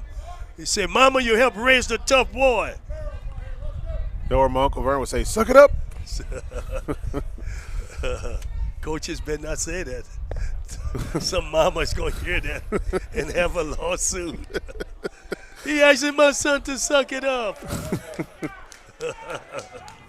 I love my little Johnny. Full count with one out. Swung on, and it's into left field. Here comes Olesen. Garcia comes to third. Turio goes to second. Base hit by Chun. And it's now 12-2. It's that Centurion coach who asked him to suck it up. Make him suck it up, honey. Oh, man, I'm telling you. Hey, man, we have to burn sometime, have a little fun. Oh, yeah. Try to entertain. I tell you, Bethune-Cookman is really playing well. Good, solid ball. The second inning that they've scored 3 runs, bases still loaded. What I'm impressed with, they hadn't tried to do too much. They've stayed within themselves. And young kids, if you're watching, please try to learn that you don't want to try and do too much. You don't want to try and do too much. It messes your swing up and your concentration. Then your confidence becomes shattered. Well, 3 runs were scored off of 2 off of walks. 3 off of walks, and you got another one at second and third that could be off of walks. Now, Pierre may be doing something a little different. I was wondering if he might try to bring a kid off the bench. And, the kid, Boudreaux, maybe have something with his shoulder. Yeah, they're checking to see if he's okay. Right. Yeah, he's – you never like to see a kid moving like that.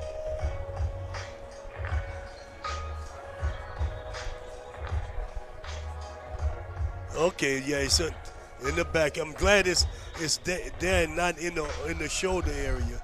It's right in here. Yeah. Which is it's still bad, but it's not as bad if it's up there where the rotator cuff is. And the trainer is testing his arm out, make sure it's okay.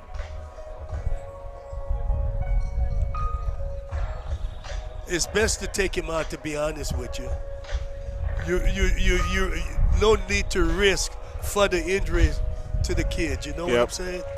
It's better to be cautious than take a chance. And that's what they're going to do, is take him out of the game. And he didn't want to come out, but yeah.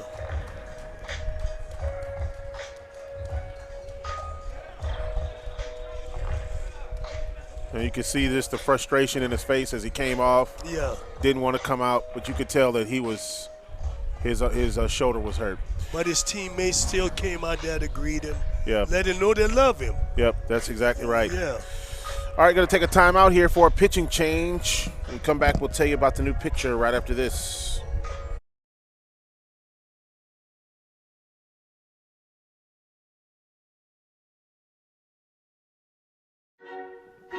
We are a limitless future, opening new doors, new ways, new everything. We are past, present, and future, all in one. Because the best way to honor our history is to make history. Chevrolet, honored to support the Southwestern Athletic Conference. HBCUs are anchored by legacy. They nurture the talent and determination of their students and prepare them for a bright future. The Home Depot's Retool Your School program has and still believes in the excellence of HBCUs, committed not just in speech, but through the revitalization and upgrades of the campuses these students call home. Building, planting, tilling the dream, all hearts and countless volunteers on the ground. Retool Your School. We're powered by purpose.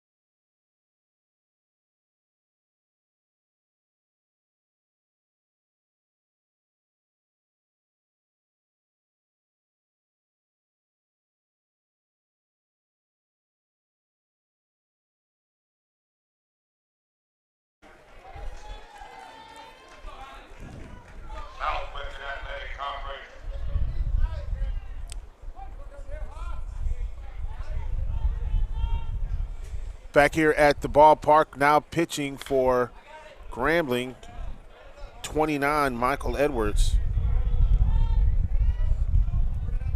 Highland Hall up to the plate. Highland Hall is the one guy in this lineup who's trying to do much more than he should be. You know, other than that, everybody else has done the basic thing, and they've enjoyed a lot of success. Actually, it looks like we got a new batter in the ball game now for Bethune-Cookman. That looks like Leonardo Perez. Oh, and Perez gets a shot in the left field, and it is foul. So Leonardo Perez is taking the place of Highland Hall. Those balls won't stay fair, I'm telling you. No way that ball should be fouled. It's fair for a long ways, and then it goes foul. So Leonardo Perez will take over here in the fourth inning. Oh, it's Perez, huh?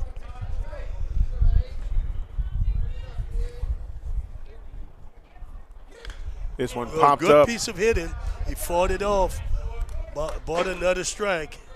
Still only one out here in the top of the fourth inning.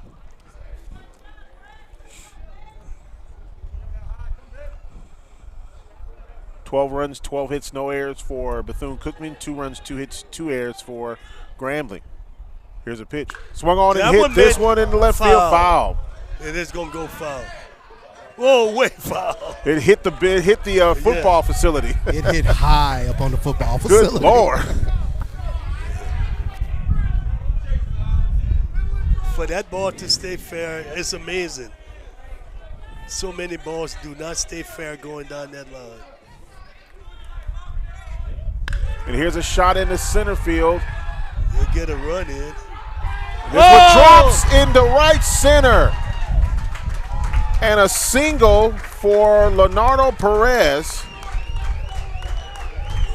Everybody moves. When it rains, it really pours, doesn't it? 4 runs in the inning. Kids make Edward makes a really good pitch. They lost it in the sun. Yeah. Ooh, look his glasses. You saw them? Yeah. It fell right in front of him. Yeah. And so now Boris Pena coming up to the plate. Now you got to worry about the pitcher for Cookman. He's been on that bench a long time. That's right. You got to be concerned, Doesn't come out flat. There you go. Outside for a ball. The coach in me come out and remember all those things. But I had a good coach that would remind the kid, hey, you got to stay ready now. Been a long inning. Go run a lap. That went in there for a strike. I like the fact Edward is not trying to overthrow here. He realized that maybe let's just try to get the ball over. See Swung that? on and missed for a strike. He's not overthrowing. Yeah, coach, he's doing plyometrics and kind of working with a weight to stay warm. Yeah. Here's a shot into center field. And another run comes in. There's only 1 out. Runner moves to third. And Bethune is up now 13-2. You're saying that I tell you what, Bethune-Cookman is just playing lights out baseball. Yeah. They're playing really good sound. Look at their swings. That's what I'm impressed with, because I've seen teams, because they get up, they get out of the fundamental and try to just go for home runs. But these people are so disciplined, and they're staying within themselves and hitting the ball where it's pitched. That pitch low and outside for a ball. Charles, you were saying something to me, and I didn't get it all. Yeah, I was saying to your point, he was doing plyometrics and working with a weighted ball down there to kind of stay warm. Okay, appreciate that. It's a good update for our fans at home, because they need to know that's a way to stay ready to go back when you had a long inning. 2 outs now here with 2 balls to the batter, Robert Moya.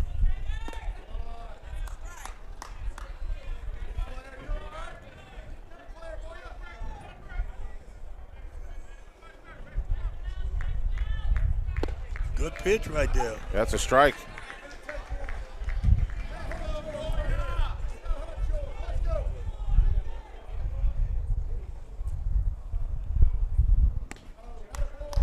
And a walk. These I gotta give them credit. I love this because of the discipline. And you're not playing this because they're in a good situation to win. Now you're playing to be able to play tomorrow. You still need your discipline. You got me? So there's no readjustment in the mindset. Swung on and missed for a strike. And by the way, Bethune-Cookman has batted around again in this inning. Okay. The 3rd consecutive inning that they batted around. Boy, you got good stats. You're a good stat man. Here's a hit into left field. This one's going back, and it's going to drop in for an out.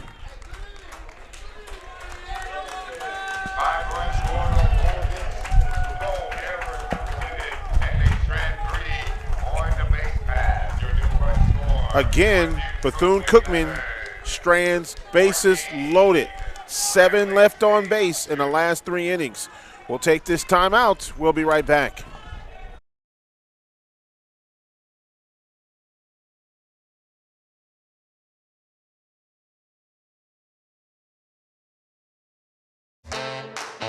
HBCUs are anchored by legacy. They nurture the talent and determination of their students and prepare them for a bright future. The Home Depot's Retool Your School program has and still believes in the excellence of HBCUs, committed not just in speech, but through the revitalization and upgrades of the campuses these students call home. Building, planting, tilling the dream, all hearts and countless volunteers on the ground. Retool Your School. We're powered by purpose.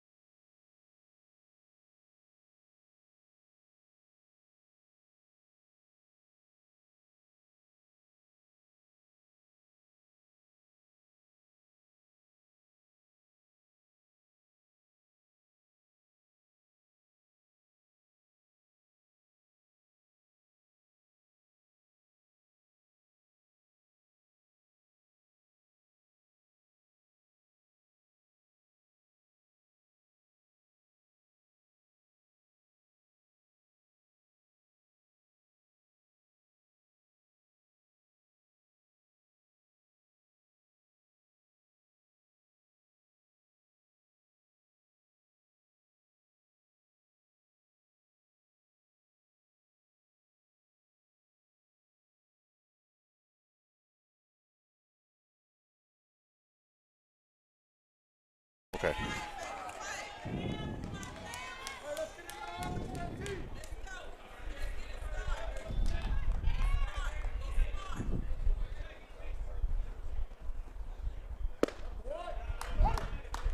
Back here at Russ Chandler Stadium. So Highland Hall has switched numbers. He's wearing number 8 now instead of number 4. And so when he comes up to bat, he is wearing number 8. Grambling now up to bat. Cameron Buford on Grambling Tigers. They need some runs and runs desperately.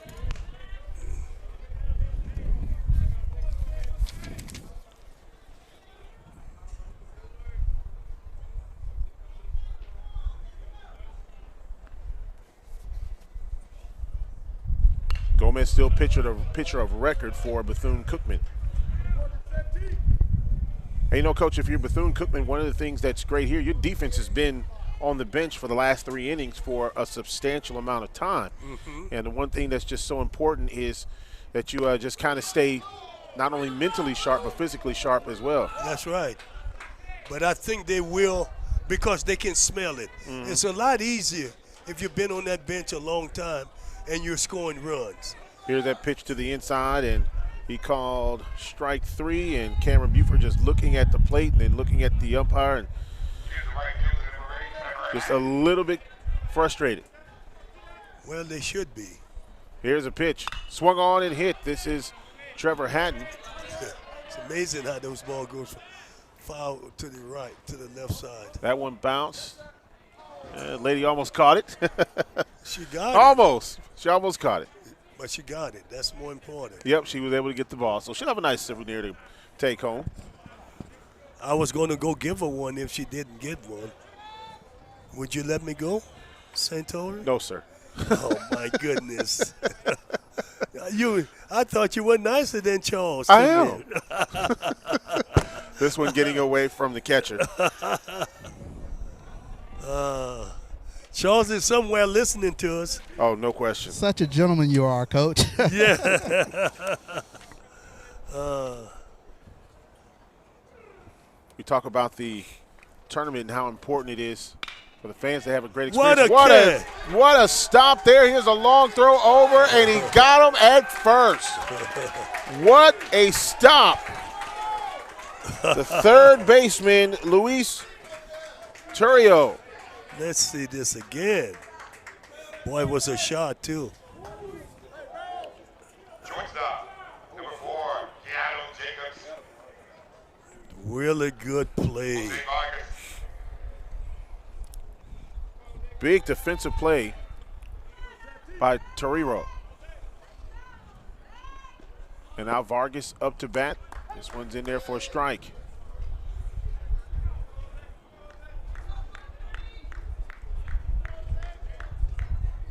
Speaking with one of the fans earlier, here's a pitch, check swing foul. And one of the fans says, you know, this is the first time that they've been to Atlanta in a long time, and they've been to a few of the tournaments before, and they said there's been so much for them to do. Yes. Here in Atlanta, you know, they went to Coca-Cola World, they went to the aquarium, they've been to, you know, a couple of museums, and they said they've been doing a lot since they've been here on, they've got here Tuesday.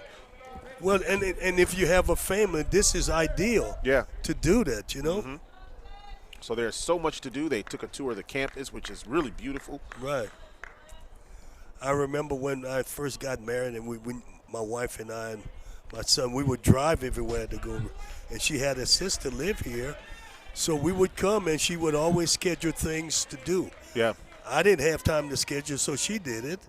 And some events I were able to attend, and some I wasn't. Yep. And there's always great concerts. I know there's one coming up tonight, as a matter of fact. One tonight and tomorrow. You going? I'm going to the one tonight. Really? I am going to the one tonight. Man, you are something else. I'm a jazz fan, and Boney James is in town. Jazz? Yes. Where is it? Somewhere. It's in Merritt. Okay. It's about 30 minutes from here, I think, something like that. But, yeah. And strike three. Now y'all better swing the bat. He's trying to tell you this game is out of hand. And he's looking at the umpire, and that's not exactly what you want to do. And Coach Pierre not happy either.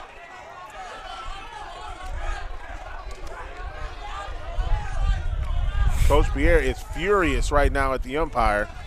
I wouldn't.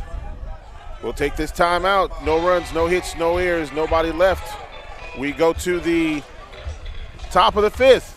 14-2, Grambling on top. Back after this.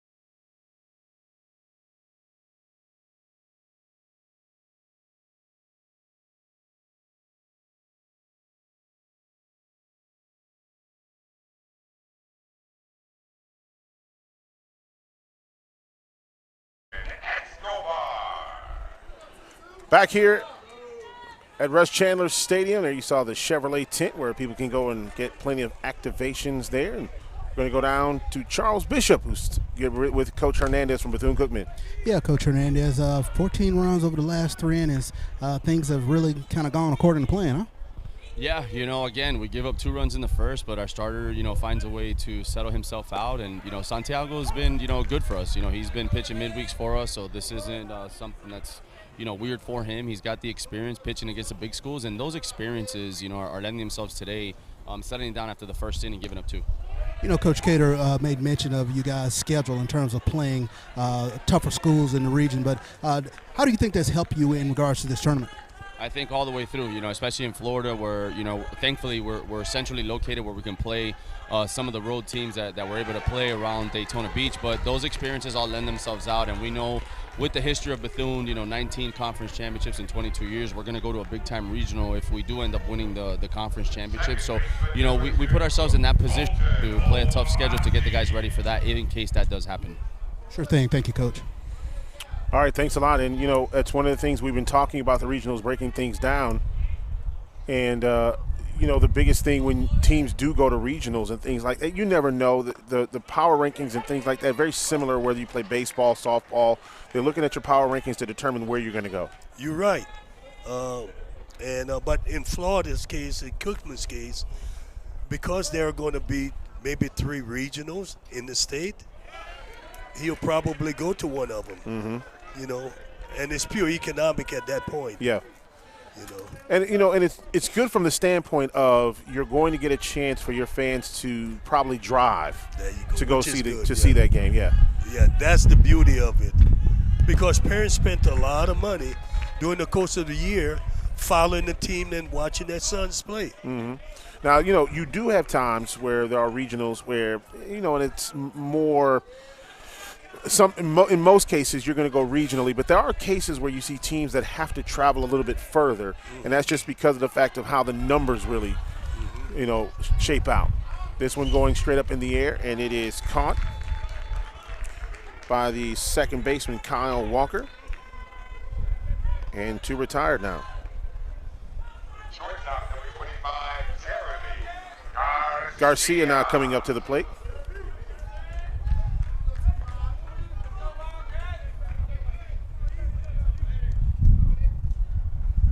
I tell you what, if you are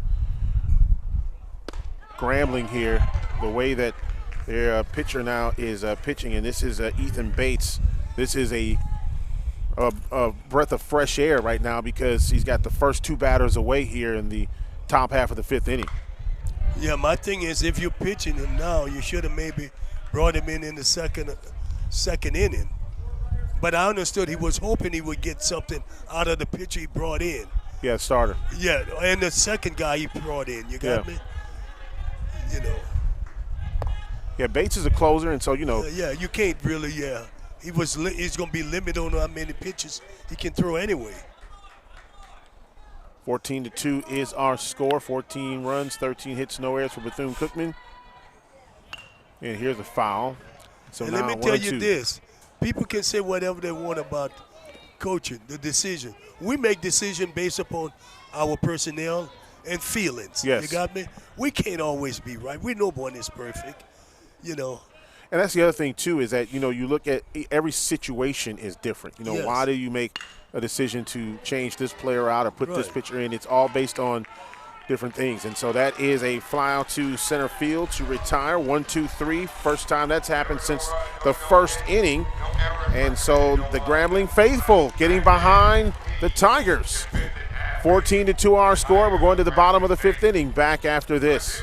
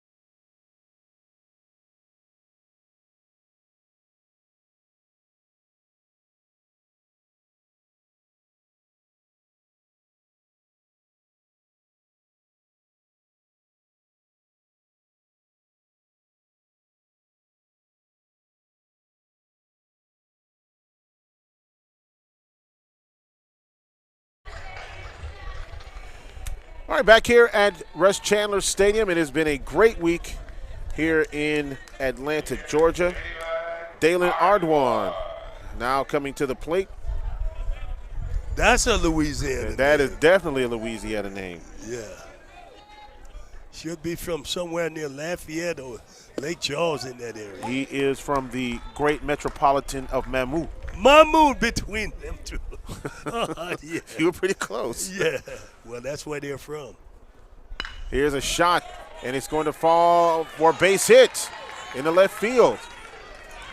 And Dalen Ardwan from Mamou, Louisiana, will get a double to start things off here in the bottom of the 5th inning. Yeah, we were talking earlier. Is that the catcher coming up? Ooh, there we go, Ardwan. Julian Murphy now coming up to the plate. Ardwan had a really good swing on that.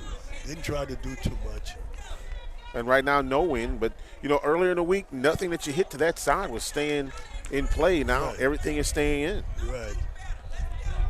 14-2, Grambling trailing. They've got a runner aboard. Outside for a ball. You know, you look at fertile grounds for recruiting, not only in Florida. We know Florida has so many players there in the state of Florida, but Louisiana really has improved with the amount of baseball players that they have there, especially down in South Louisiana. Mm-hmm. And remember, we're about 4 million people, so it's not like we got a whole bunch of people there, but we have a lot of athletes. Absolutely. Louisiana, one of those areas where you not only, you know, football is really king in Louisiana, especially talking about Friday night. Yeah. And so there's so many coaches. You've seen Nick Saban, he's come in there recruiting high school athletes, and just all of these coaches that have come into Louisiana. And now with everything that's going on, you're seeing more kids who are, you know, they're saying, you know, look, we're going to choose HBCUs not as a second choice but of a first choice, because they realize, hey, do you want to just go somewhere because it's a big school, or do you want to play? That's right. Julian Harris. From Jackson, Mississippi. And he walks. I made Murphy. I said Harris with Murphy. See, Grambling got a chance to make some hay here on noise. Terry Burrell III coming up. The last 3 innings, the Tigers were retired. Last 2 innings, they were retired in order. 3 innings, really.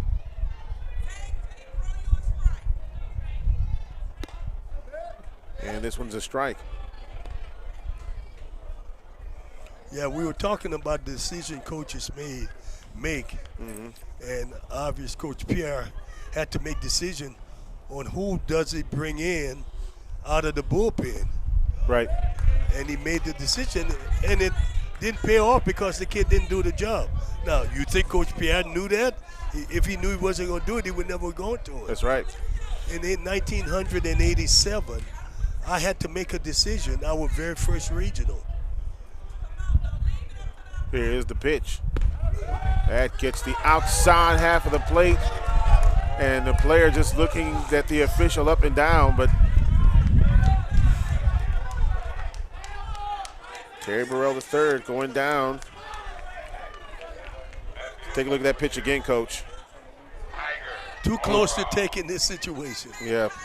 Especially when the game is this the way it is. You got to swing it back. Got to take anything close. Here's the pitch. And therefore strike. So I had a decision to make. We had played, and my starters were not going to give us a chance to win. I made the decision to start my closer, Al Ratliff. And people had thought I was crazy. He didn't start a game all year. Well, I say, if we got a chance to represent Southern, Ratliff give us our best chance. Well, he goes, I start him, and he goes 9 in and then beat Cal State Fullerton 1-0. Wow. So the point is, I would have looked crazy if he had gotten bummed out in the first or second inning. But I made the decision, and he made me look good.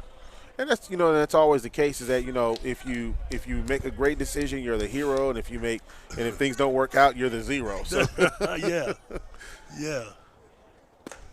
But it was an easy decision for me because I wanted to start my best pitcher. Mm-hmm. You know.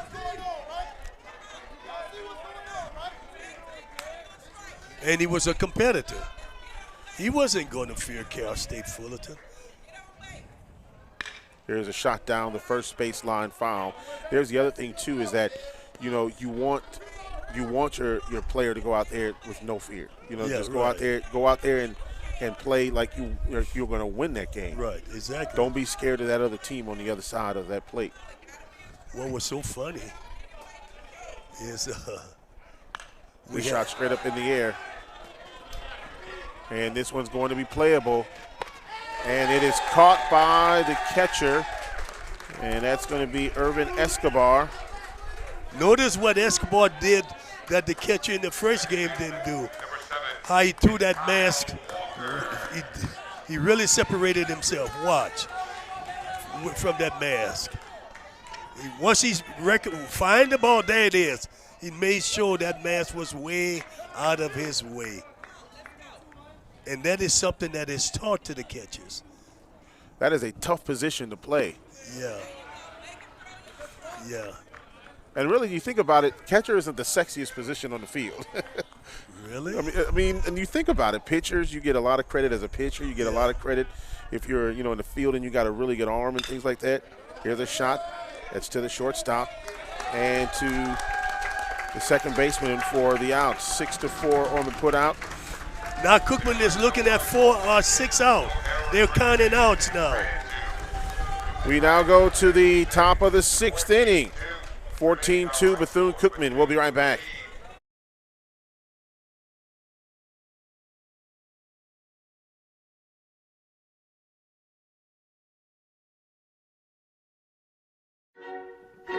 We are a limitless future, opening new doors, new ways, new everything. We are past, present, and future, all in one. Because the best way to honor our history is to make history. Chevrolet, honored to support the Southwestern Athletic Conference. People who come to Cricket stay with Cricket. Like one of our favorite customers, Michelle. I started my own app company, and with Cricket, I'm able to answer calls from my engineers and investors and know my signal's going to be great. If I had to describe Cricket in 2 words, they would be reliable and affordable. 5G Boss Mode activate. Smile, you're on Cricket.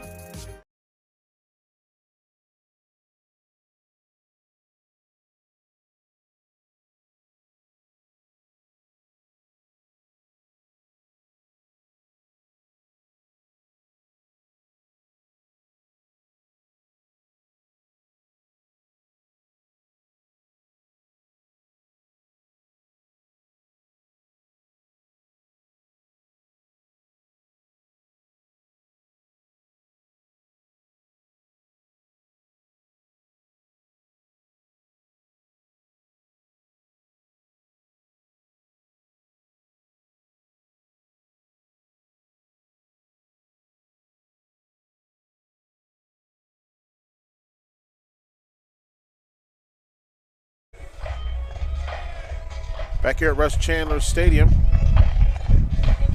Grambling Tigers and Bethune-Cookman. Winner goes to play Bethune-Cookman. Bethune on top 14-2. Let's go down by the dugout where the Grambling Tigers are, and Charles Bishop with head coach Davin Pierre. Coach Pierre, obviously a big 12-run deficit here, but you huddled your team along the third baseline. What was the message?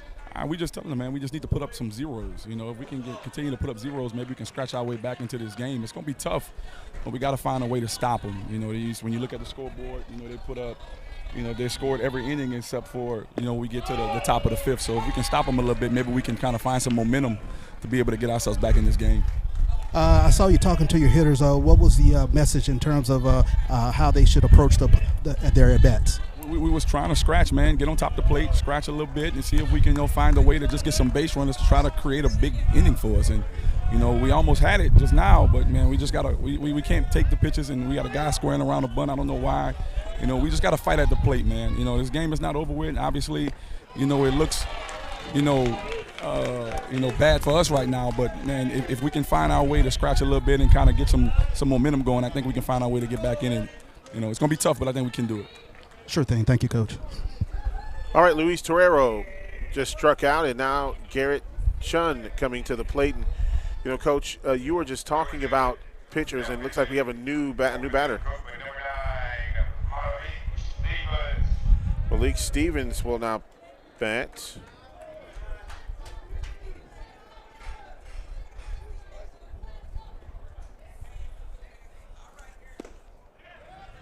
All right, so Malik Stevens will get his first opportunity. One of the things I was going to ask you about, Coach, is that, we talk about bringing players in, pitchers in, things like that. There's a 35-man roster in baseball. I think you can bring, 27, 25 here to the tournament. This one popped up. When you look at the percentage and breakdown of the number of players in each position that you want to bring in, what percentage of that is pitchers compared to outfielders and infielders? Well, you need 16, 17 pitchers. So that don't leave you but another 17 or 18 more people. You got me? So that's basically how I would do it, because then you need 2 catchers, and you need about, so that gives you 19, and you get about 5 outfielders, that give you 24, and then the rest are infielders, and a utility guy, so a guy can play everywhere. Here's a shot in the left field, base hit. And so Malik Stevens comes in, and he gets a base hit in his first at-bat of this game. And by the way, Garrett Chun, he walked twice, and then he got a single.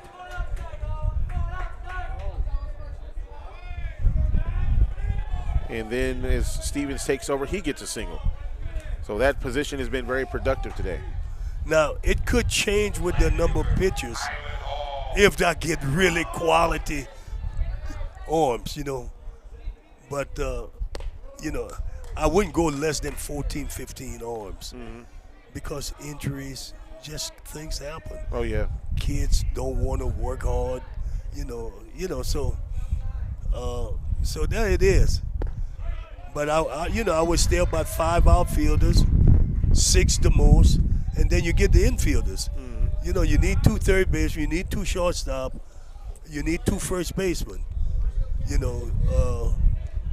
then you got 2 people, you got a utility for second. This one's going up in the air, and it will come down and caught in right field. Second out of the inning. Coach, I've always been curious, how do you get guys work during the course of the week or get them some games in on the weekend?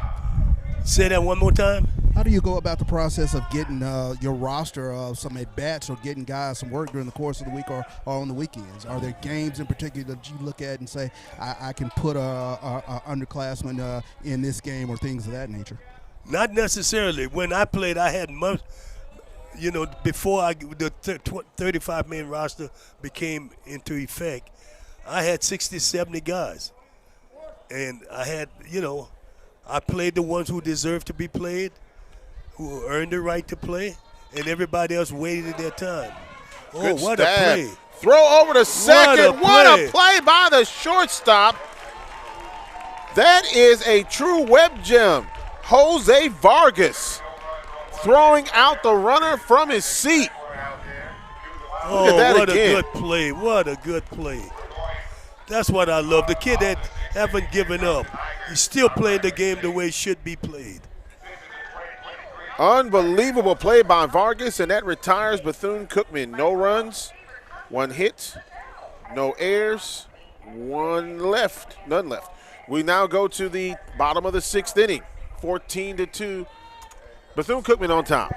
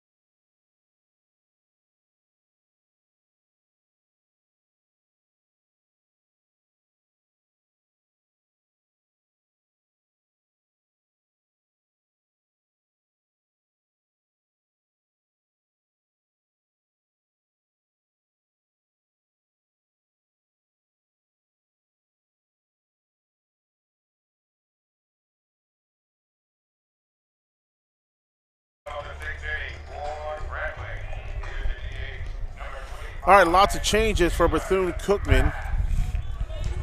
And we'll try to get to all of them here in just a second. They've basically changed about, they've changed over half of the lineup here for Bethune-Cookman here. So at third now is Brian Perez for Bethune-Cookman. Behind the plate, Jorge Braceros. Derek Cintron is now at second, I believe it is. 29.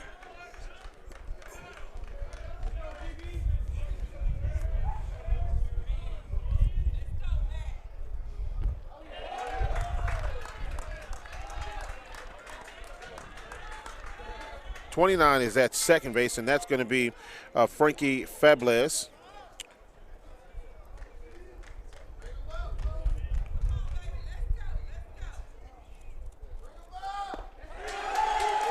And there's one down.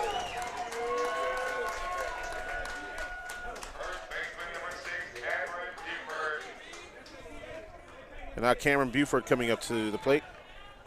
Yeah, Frankie Fables is at second base.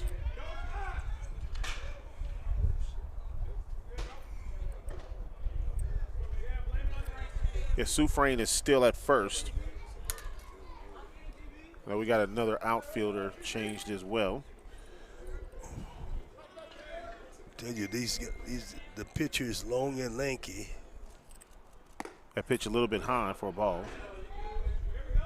And does have a good arm.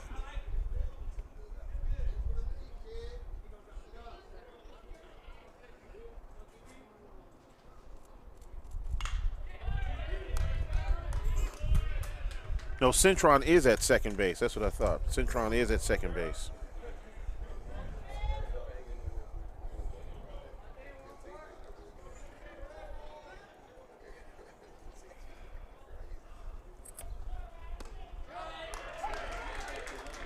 Fables is at shortstop. Okay, I knew we had a different shortstop.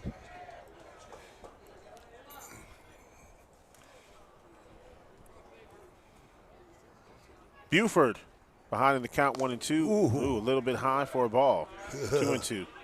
One out. Top of the sixth inning. And so now if you're Bethune-Cookman, if you get out of here, you're talking about outs.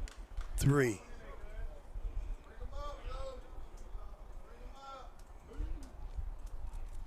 Swung on, strike 3. And here's you talking about a big, long, lanky kid who hadn't pitched much. Looked like he's got some possibilities. Trevor Hatton now coming to the plate.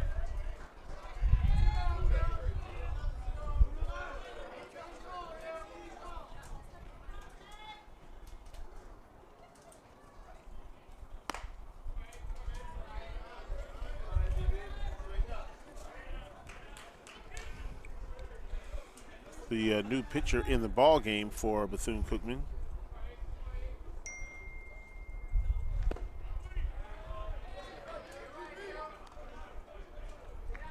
Count is now 2-0.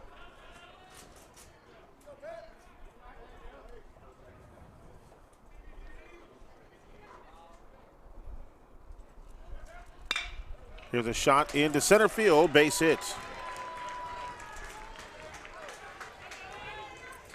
Gerald Best on the mound. He 16.62 ERA. He's pitched 8 2/3 innings this season. 11 strikeouts. He's given up 3 home runs. 19 hits. As he classified? I believe Gerald Best is a sophomore. Double check that here. Oh, they don't say on that.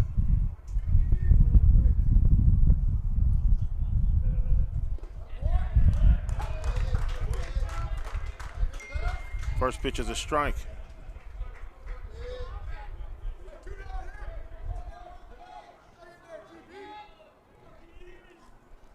Classified as a senior, actually. Really? Yeah.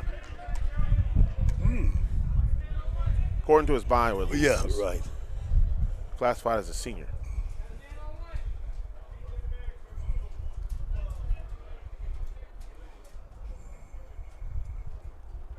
Swung on and hit down the first base line, and he got it. Oh, my goodness. What a play by the first baseman, Sufrain, as he dove and got the ball. The glove came down and touched the bag for the out. Look what I found, man. Great defensive play. Oh, my. No runs, 1 hit, no errors. 1 left. We now go to the top of the 7th inning. 3 outs left for Bethune-Cookman. Grambling, they've got to get something started in their half. 14-2 on score. Back after this.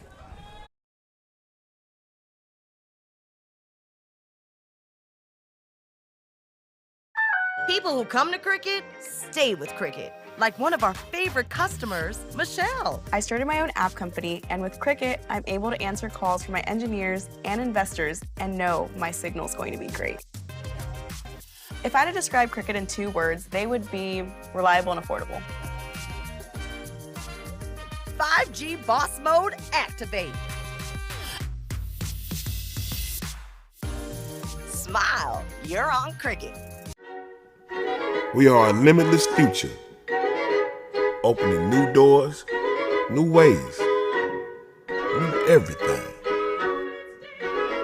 We are past, present, and future, all in one. Because the best way to honor our history is to make history. Chevrolet, honored to support the Southwestern Athletic Conference.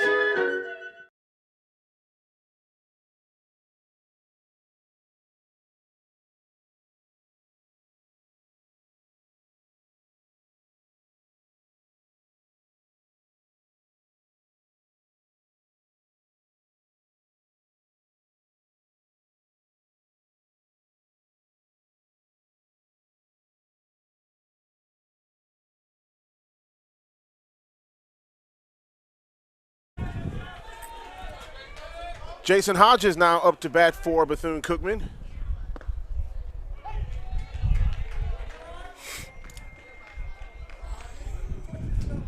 And it's the time of the game where you're going to see a lot of changes. Yeah. Hodges comes in for Moya.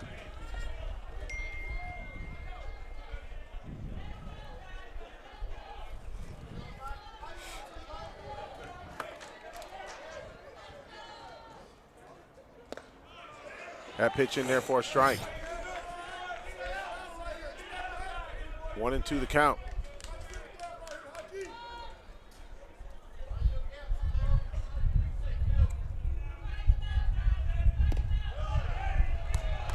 Pitch just missing for a ball.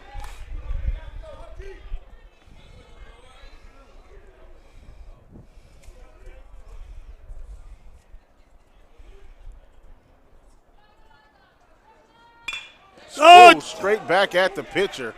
That's going to sting a little. Here's a long throw. Couldn't get it, but great effort. God didn't get to play all weekend and get a hit. First at bat this weekend, or this week. He's got to feel good about himself. Boy, that's going to sting tomorrow. You won't feel it. No, I will not feel that. I'd still be on the ground if that happened to me. And we got another new batter here. It's number 32, Carlos Okita.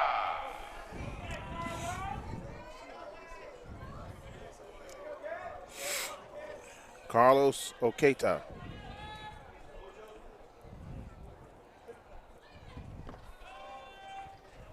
Coach, did you ever have an experience where you wanted to get guys some at-bats, especially give them a taste of the tournament action? Yeah, I had to be reminded by my coaches because I'll forget. You know, I guess I was in a zone, so they had to remind me, hey, you need to put this guy in or that guy, you know what I'm saying? Okay, I didn't think about it, you know.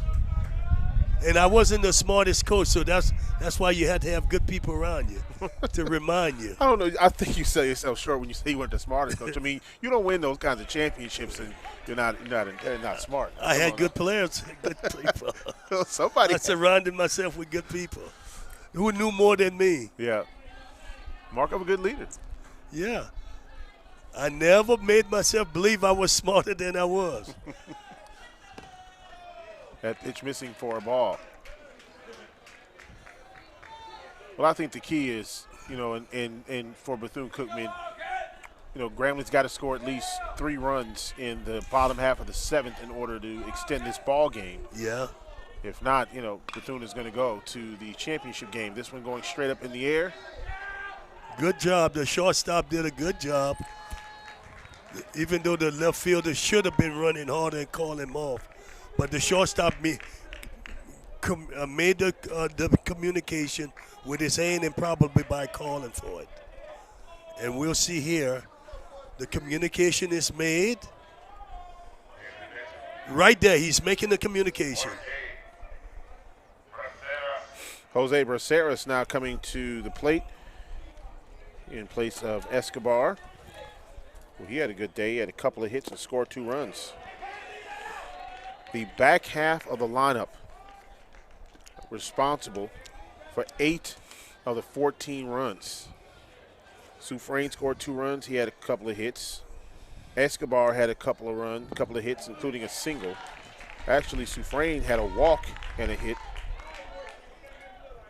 And Olison, 3 hits in the game, scored 2 runs.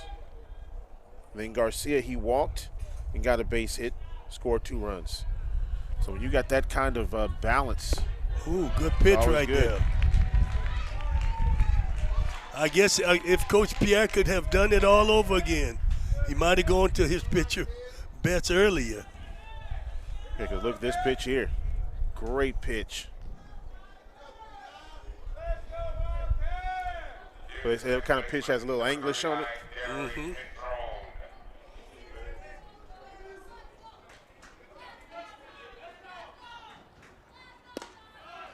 Outer half of the plate for a strike.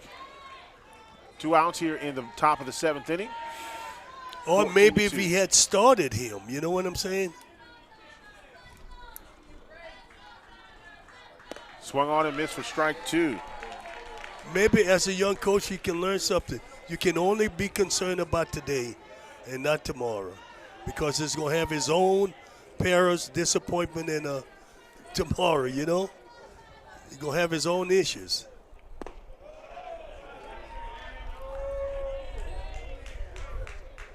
Derek Cintron up to the plate.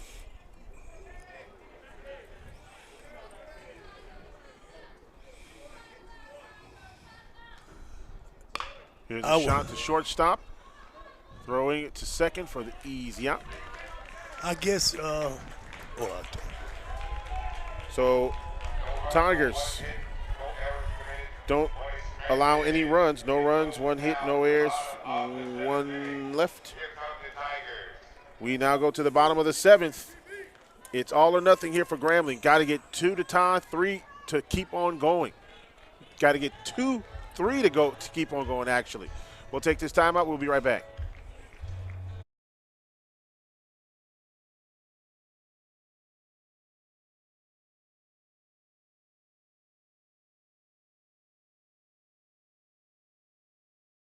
When you join the HBCU family, you become part of the tradition of breaking barriers in your community, breaking ground in your career, and bringing it with everything you do.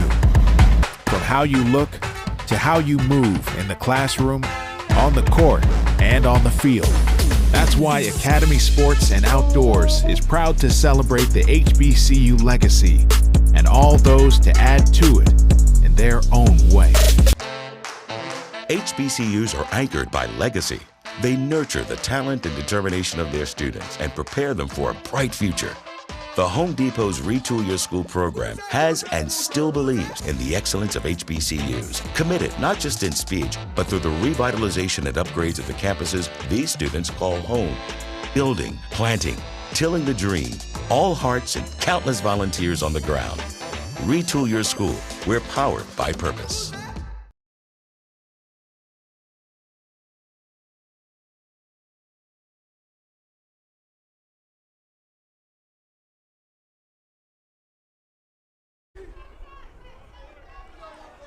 Back here at Russ Chandler Stadium, Grambling Tigers will definitely need to get 3 runs to keep this thing going.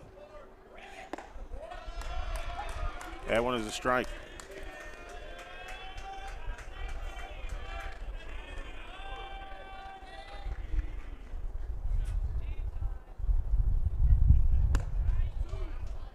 That one missing for a ball. Well, Coach, if you are Grambling, you just got to take things one thing at a time here. Oh, yeah, one pitch at a time.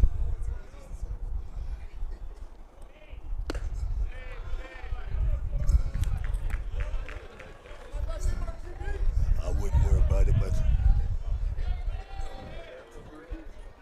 Dalen Ardwan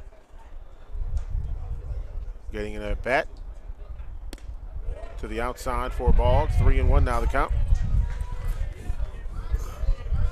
remember the 63% rule. You lead off with a walk, you score.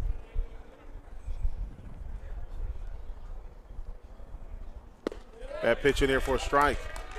The key here for Grambling is just to get base runners now, because you need 3 in order to keep going. 2 isn't enough. For Bethune, they just want to get out of this one and get ready for tomorrow. Swung on, foul, and it's now full count. Nobody out.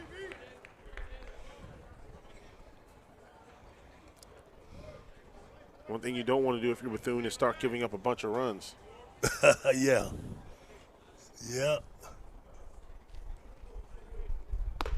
That one's a ball, and there's a walk. Well, you got to start somewhere if you're the Grambling Tigers, and getting on for a walk. Now you got Julian Murphy coming up. He walked the last time. But you got to try and induce a ground ball here. He's a good double play candidate.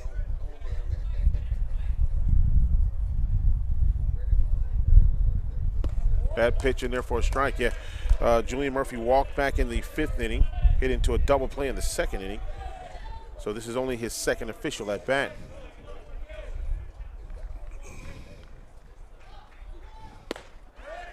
That pitch just missing for a ball.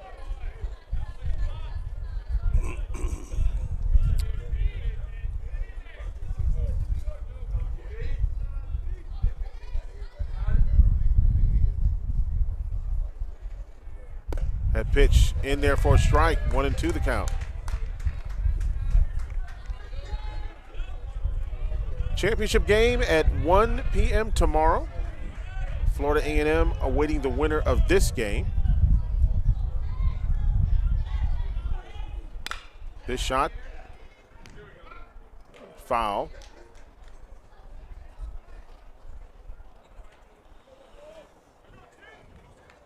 And Coach, you had a chance to watch that Alabama A&M or Alabama State and FAMU game, which was really that FAMU played just some extraordinary baseball.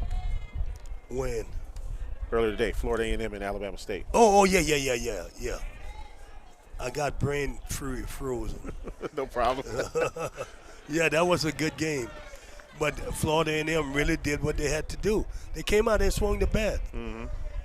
And Alabama State didn't play nowhere near its potential. Other than one game, in my opinion, the first game, when they beat Prairie View or whoever they beat, Texas. Yeah, that's the only game they really played well. They got lucky against FAMU when they beat them. They scored that 5 runs, I believe, in that 9th inning. Right, but they didn't play well, you know. Yeah. Sometimes it's important to be lucky, something lucky than good. I think we mentioned that about them. They're rather to be lucky than good, but you run and be good because at some point the luck is going to run out. Yeah. You know. And now it's the 2-2 the count with nobody out. He's playing around too much with this kind of lead. Throw the ball over the plate. If he hits it, he hits it. You know, but he may hit it at someone and you got a double play.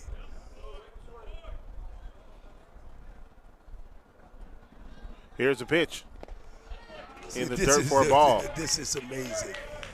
This really is amazing. It's never going to be any better than this to pitch. You got runs to play with, a park that is playing relatively big. You go at him.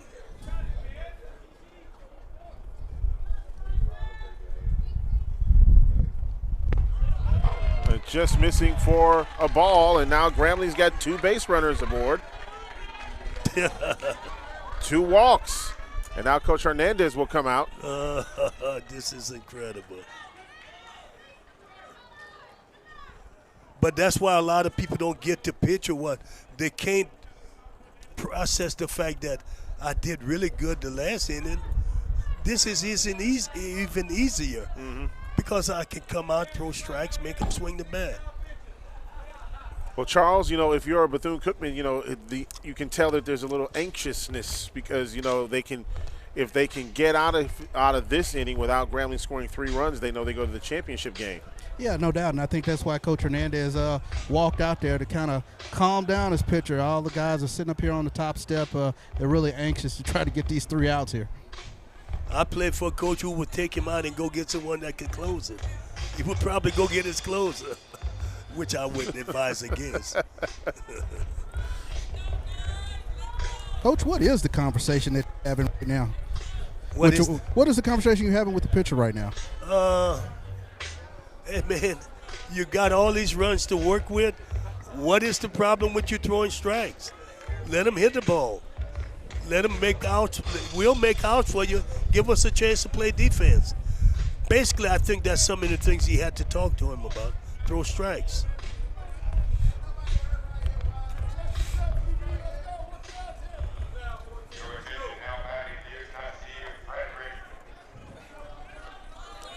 Nasir Frederick now batting for the Grambling Tigers.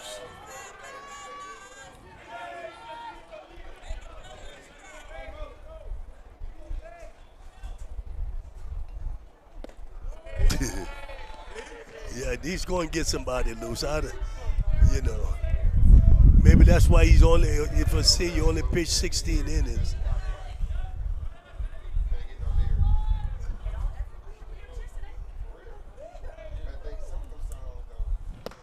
That one inside for a ball. Now he's looking at when you start looking at the dugout, that's a problem. Yep, they got a couple of guys going down there to the dugout because now you have to think about this. If this, you know, at the plate you have the opportunity to continue the game, this run here. Right. Well, that's why the reason you probably shouldn't have let him get in that situation because you're going to have to use arms anyway. You're not going to stay with him. That's in there for a strike. So 2-1 now the count. And it's not, you don't have to throw hard. You can just throw bad in practice. I keep saying that there's a reason I say it.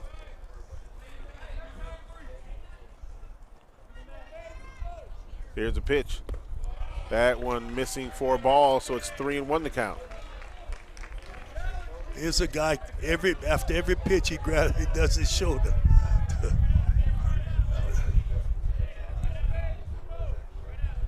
You need an out here if you're Bethune-Cookman. You need a strike, rather. That was a strike. Full count now.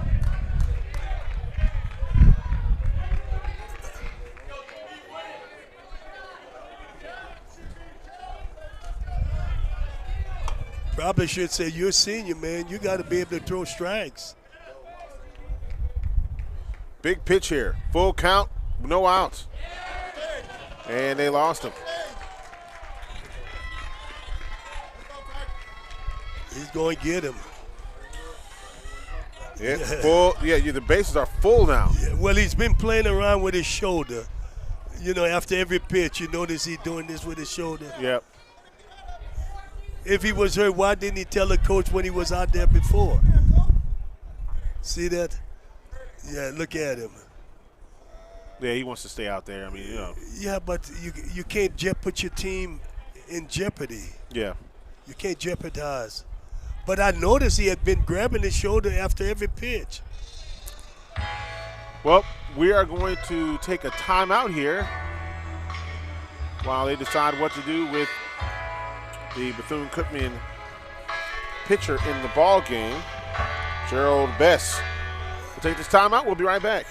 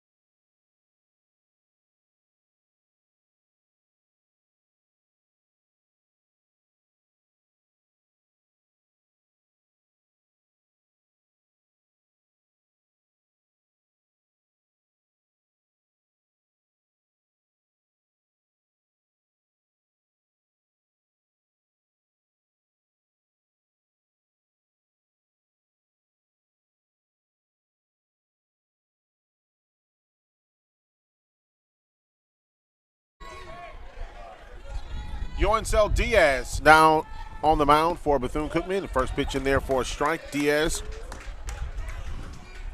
8.13 ERA. He's pitched in 27 2/3 innings, giving up 38 hits, 29 strikeouts. That pitch, a ball.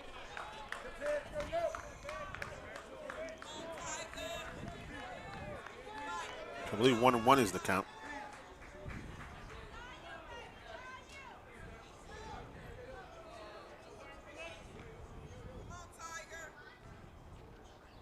Swung on a miss.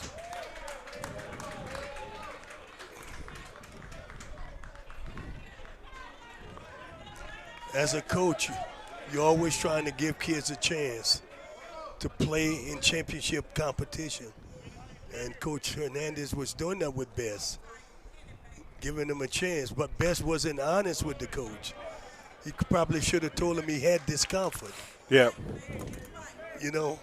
1-2 the count now. Because now you force the coach, if the game goes all the way, he's going to have to use pitchers he didn't want to use. That's right. He could have brought one guy in, shut the door. And there's no outs here with the bases loaded. I mean, that's the things what kids don't understand. Strike 3. And there's the first out of the inning. Sometimes the game is more than about you. It's about the team. Yeah.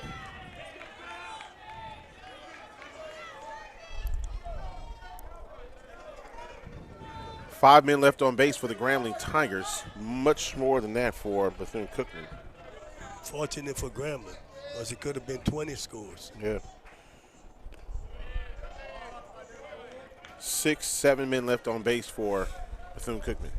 8 men. Yeah, if you get half of them in, you got 18 runs, so you really. I don't know if they're going to be able to do that tomorrow against Florida A&M. No.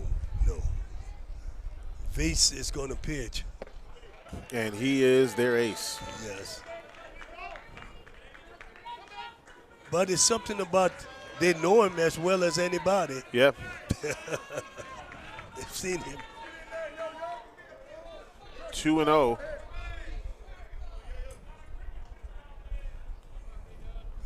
But we don't want to say that too soon until it's over. It's not over till it's over. That pitch missing for a ball. 3-0. Nowhere else to put Tigers. You're going to start walking them in here. Well, that's what Grambling did with them. Yep. The best way to score is not to swing the bat. Here's a pitch.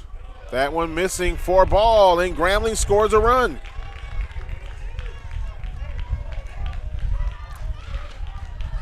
And the significance behind that is that if you get 2 more in here, the game keeps going.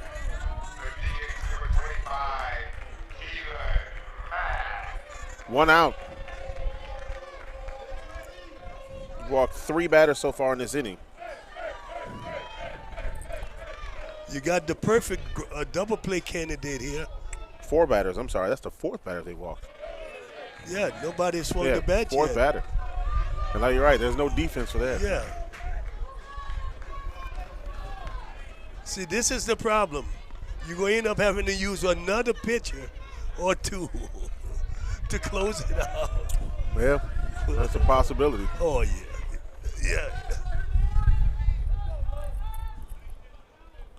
Here's the pitch. That's in there for a strike. 1-1 to count with 1 out. That's why in championship play, you can't satisfy people's ego. You got to really do what's best for the team. Forget about ego. You will deal with that later. Charles? Coach, let me ask you, in this situation, do pitchers start aiming versus throwing? Yeah, that's what happened to Bess to a large extent.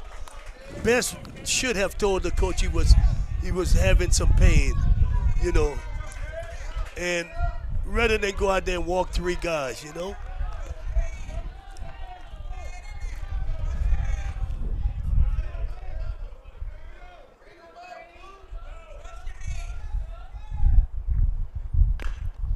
Fouled off. But that's where a guy like me would come in. I would, after he walked the first one, he might have been gone because I kept seeing him doing something with his shoulder every pitch.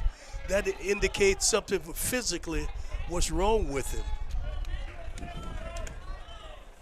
Hell, I would have put Santori in there. Oh, Lord. At least he would roll it in there. And swung on and missed for strike 3.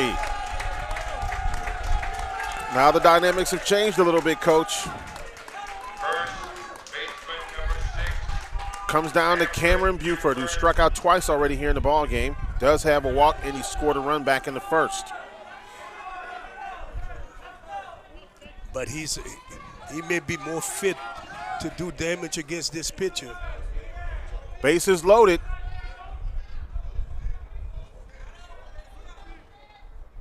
Fouled off for strike 1. You need 2 in to keep going. If you get in Murphy and you get in Nasil Frederick. Coach is really a hell of a guy. He's come and pick up the ball. How many coaches would do that? You really would you have picked up a ball? Yes, I would do it. See? I would do it.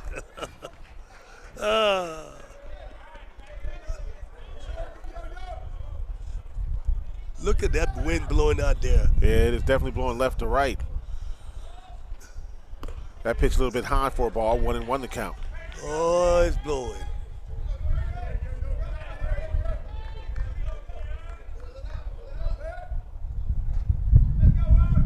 And you could hear it. Mm-hmm. Like it's thundering.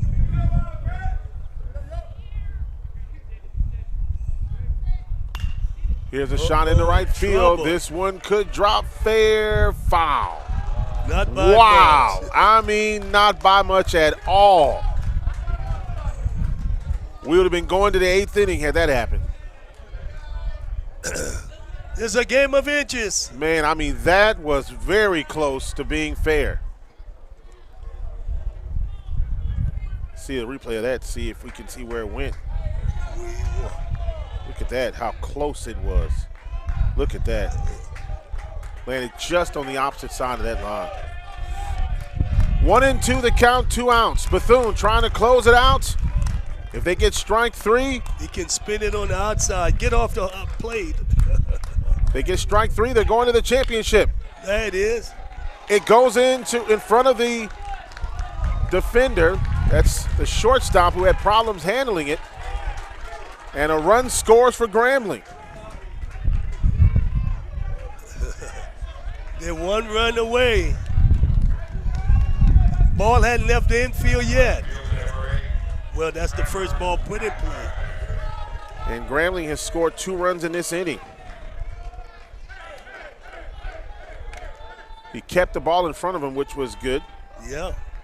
Now Trevor Haddon, who has a single and a triple today. Now he's struggled a little bit in the tournament, but in this game here, he's been very productive.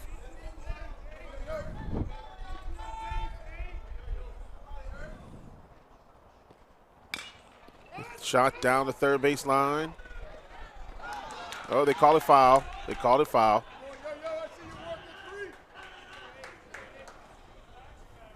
Oh, 1-1 to count. And I don't really think the kid at third base knew that the bases, he had a force out at third. You got to know everything. You got to know it before the ball is hit. What do I do with the ball? What is my options?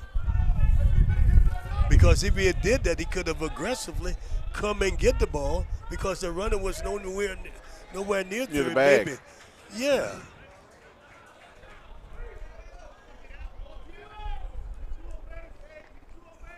Here's a pitch. A little bit high for a ball. All you need is outs. That's it. You need 1 out. 2 strikes, 1 out if you're Bethune-Cookman. Trevor Haddon. Best wasn't at his best today. Yeah. Trevor Haddon trying to get a base hit to extend the inning. Strike 2.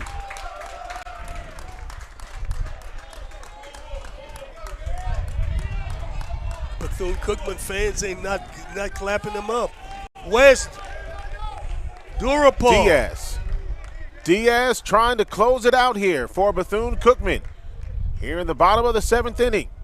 Here's the pitch to Trevor Haddon. up high for a ball, 2-2. Now the Deuces Wild on the board. The Deuces are wild.